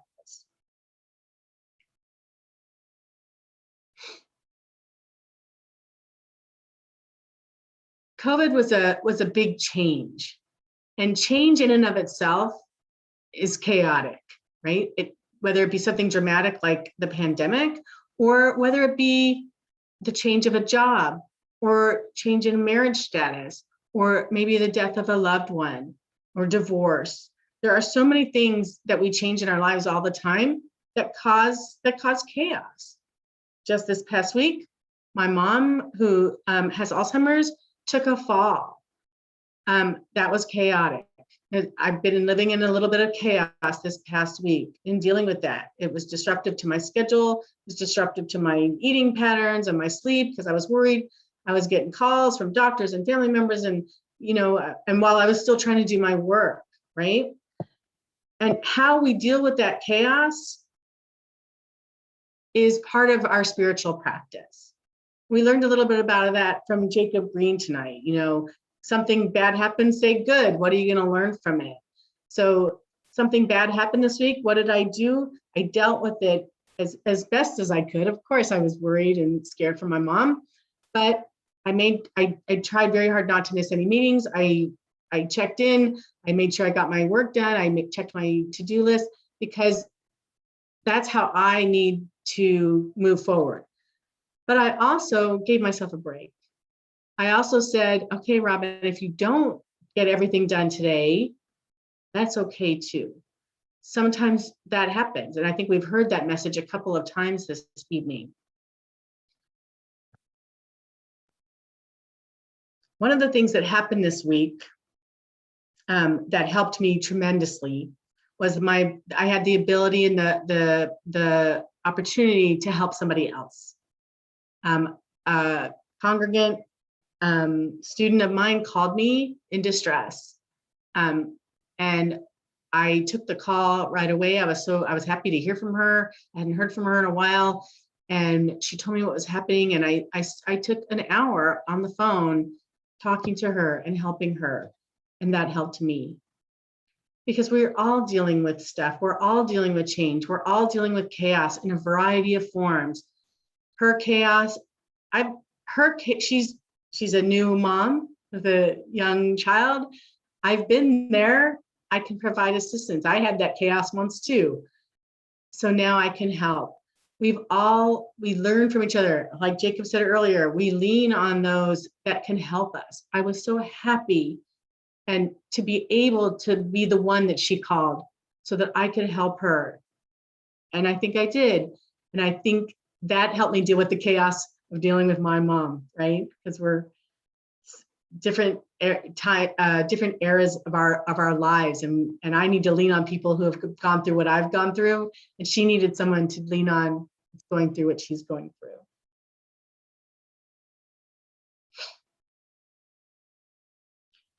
When things are difficult, it is so important. Again, I have this in my notes even before I knew what Jacob was going to say.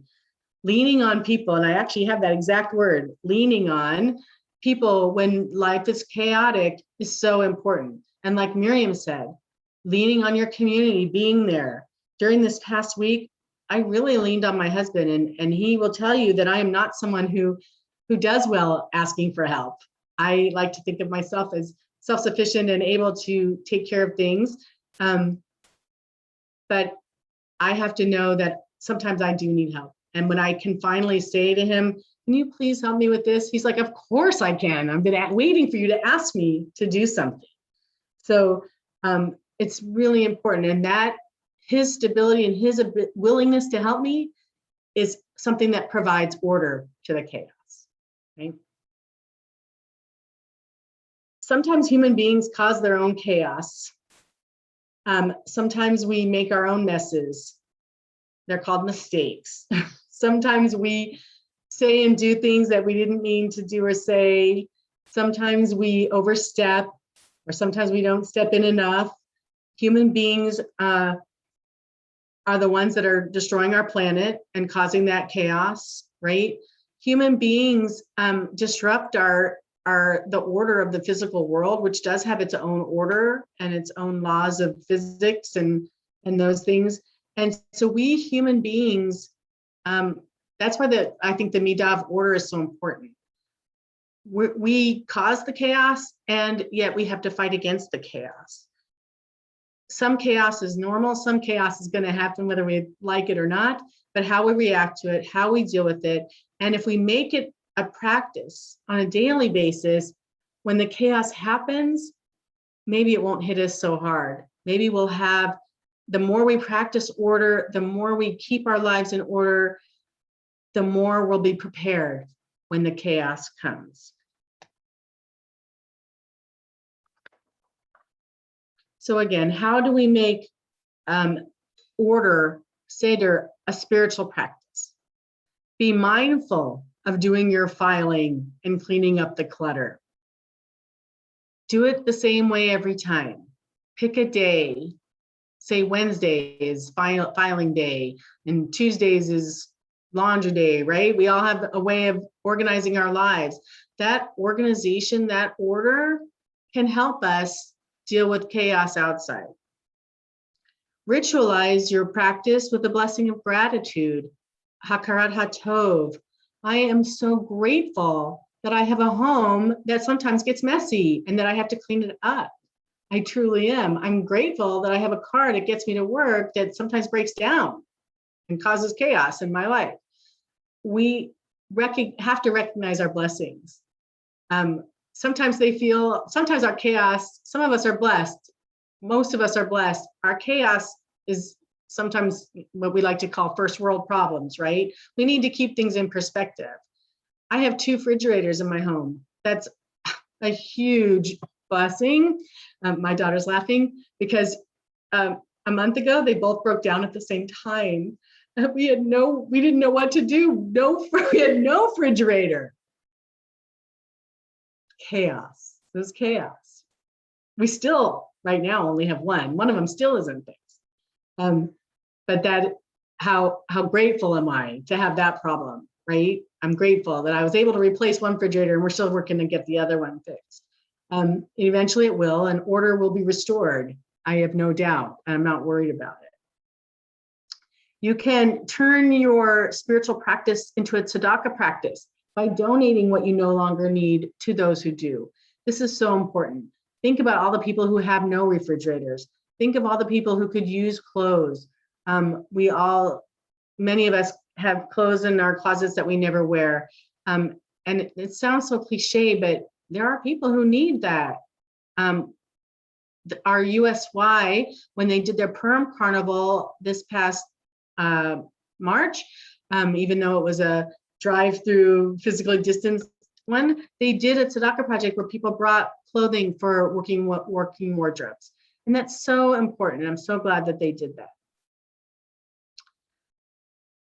So just as our prayers follow a specific order, they're the same every time. We always know that it's going to be Baruch Hu, Shema, Amida. So too, you can order your life in that way. It feels good to be able to depend on something being regular, right? Being something dependable. I like that Shabbat comes at the end of every week, right? God gave us that order. It's always the same. We always have 6 days of work and then 7th day of Shabbat. That is comforting. That connects us to God. It connects us to ourselves and to our community. Another very important part of this that is a Jewish value, Alan Mornish says, is without order, you are bound to be wasting something, whether it be time or resources, things themselves that get lost, relationships, and so on. And not wasting is a Jewish ethical principle. Time is precious. And I know this, especially after this year. One of my aunts said to me, she just feels like she's losing a year of her life. She's losing time with her grandchild because they had to keep distant. What a tragedy. And that's such a waste. And there's nothing we can do about it. We had to deal with COVID as we could. But moving forward, we have to know not to take those things for granted, not to waste our time, not to waste resources, and certainly not to waste our precious relationships. So as we come out of the chaos of the pandemic, we have an opportunity to look back on that chaos and determine what did we keep in order that helped us get through it. It's a little bit like the questions that Jacob provided us earlier. What did we learn, right, from the pandemic? What were those things that helped you order the chaos? What did you learn about yourself during the pandemic? Oh my gosh, that's like the exact same question that he wrote. We're just so in tune. And what do we Great need minds to think do? alike. I didn't even think of that. What do we need to do to maintain order for ourselves and for our world? Practicing order as a Musar practice means looking at it every day, means thinking about, just even if it's just for a minute, maybe you just, take care of something in your house. Maybe it's, making sure your appointment book is up to date, making sure you remember who you need to call, right? Maybe it's a call every day. Maybe there's somebody, maybe you reach out to a family member, on certain days, or reach out to someone in the congregation or someone that maybe as Miriam was talking about earlier, who has anxiety and isn't ready to be out in the world, but could use a friend, right? All of these are ways in which we provide order through the chaos. And all of these are ways in which we can center ourselves and take a deep breath and know that this sense of chaos, this COVID issue, it is eventually going to end. We are moving outside, but there might be something else later that we're going to have to deal with. So let's learn from it and move on and say, good, what are we going to learn from it? Right, Jacob? Because I'm going to never forget that now, because that was such a powerful tool. Any questions, thoughts, comments? What are you learning from this? How are you going to move forward from it? Thank you, Miriam.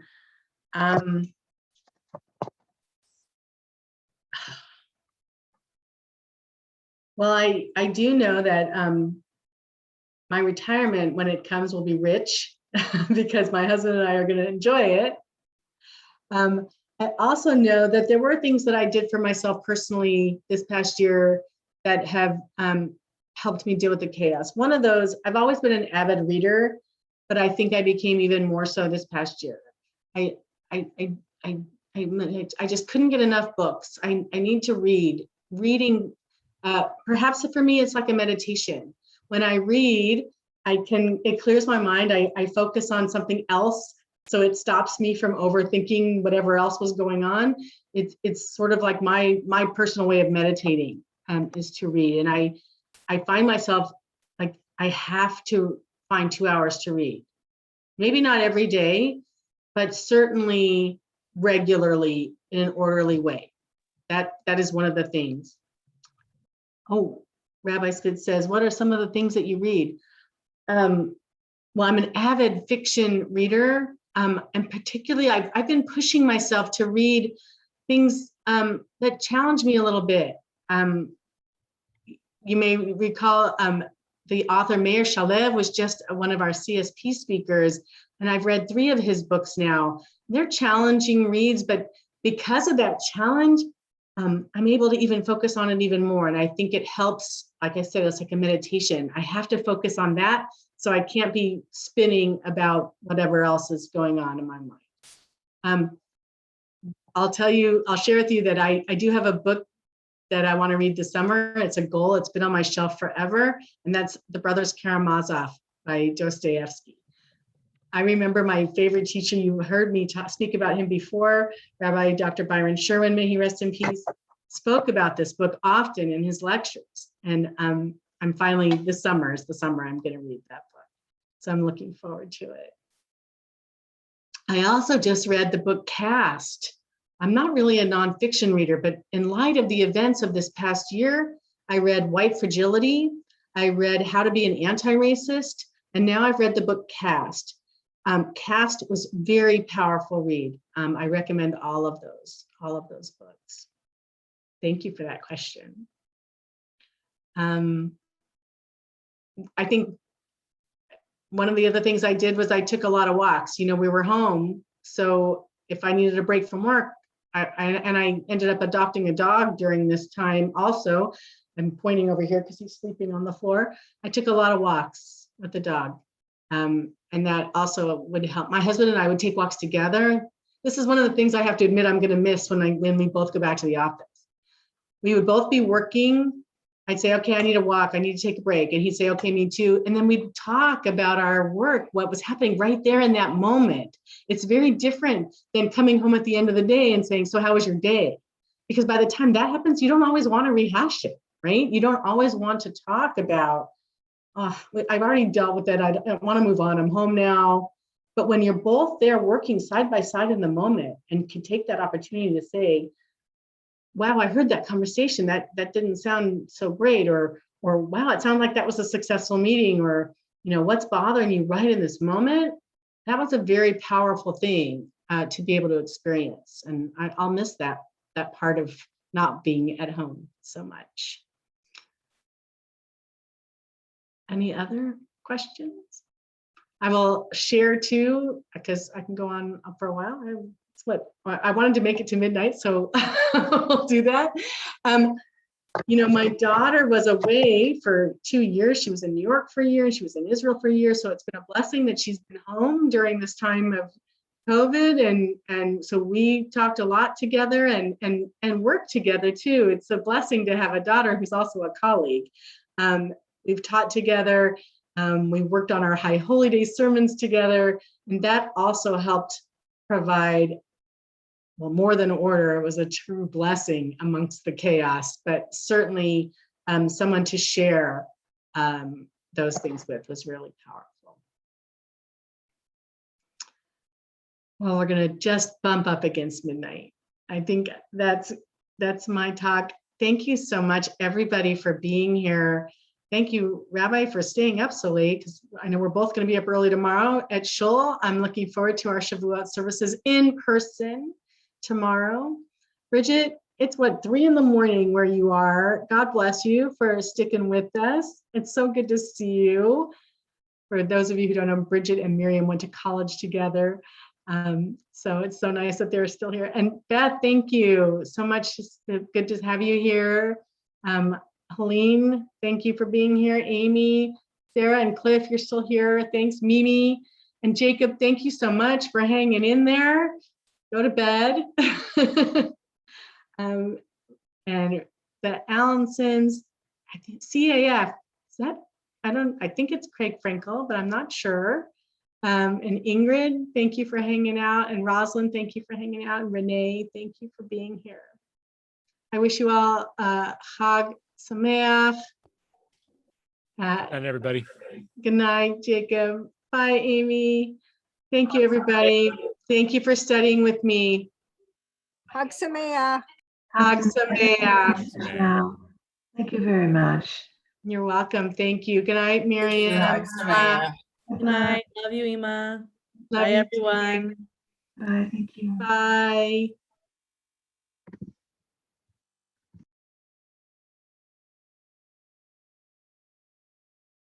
Helene, are you on?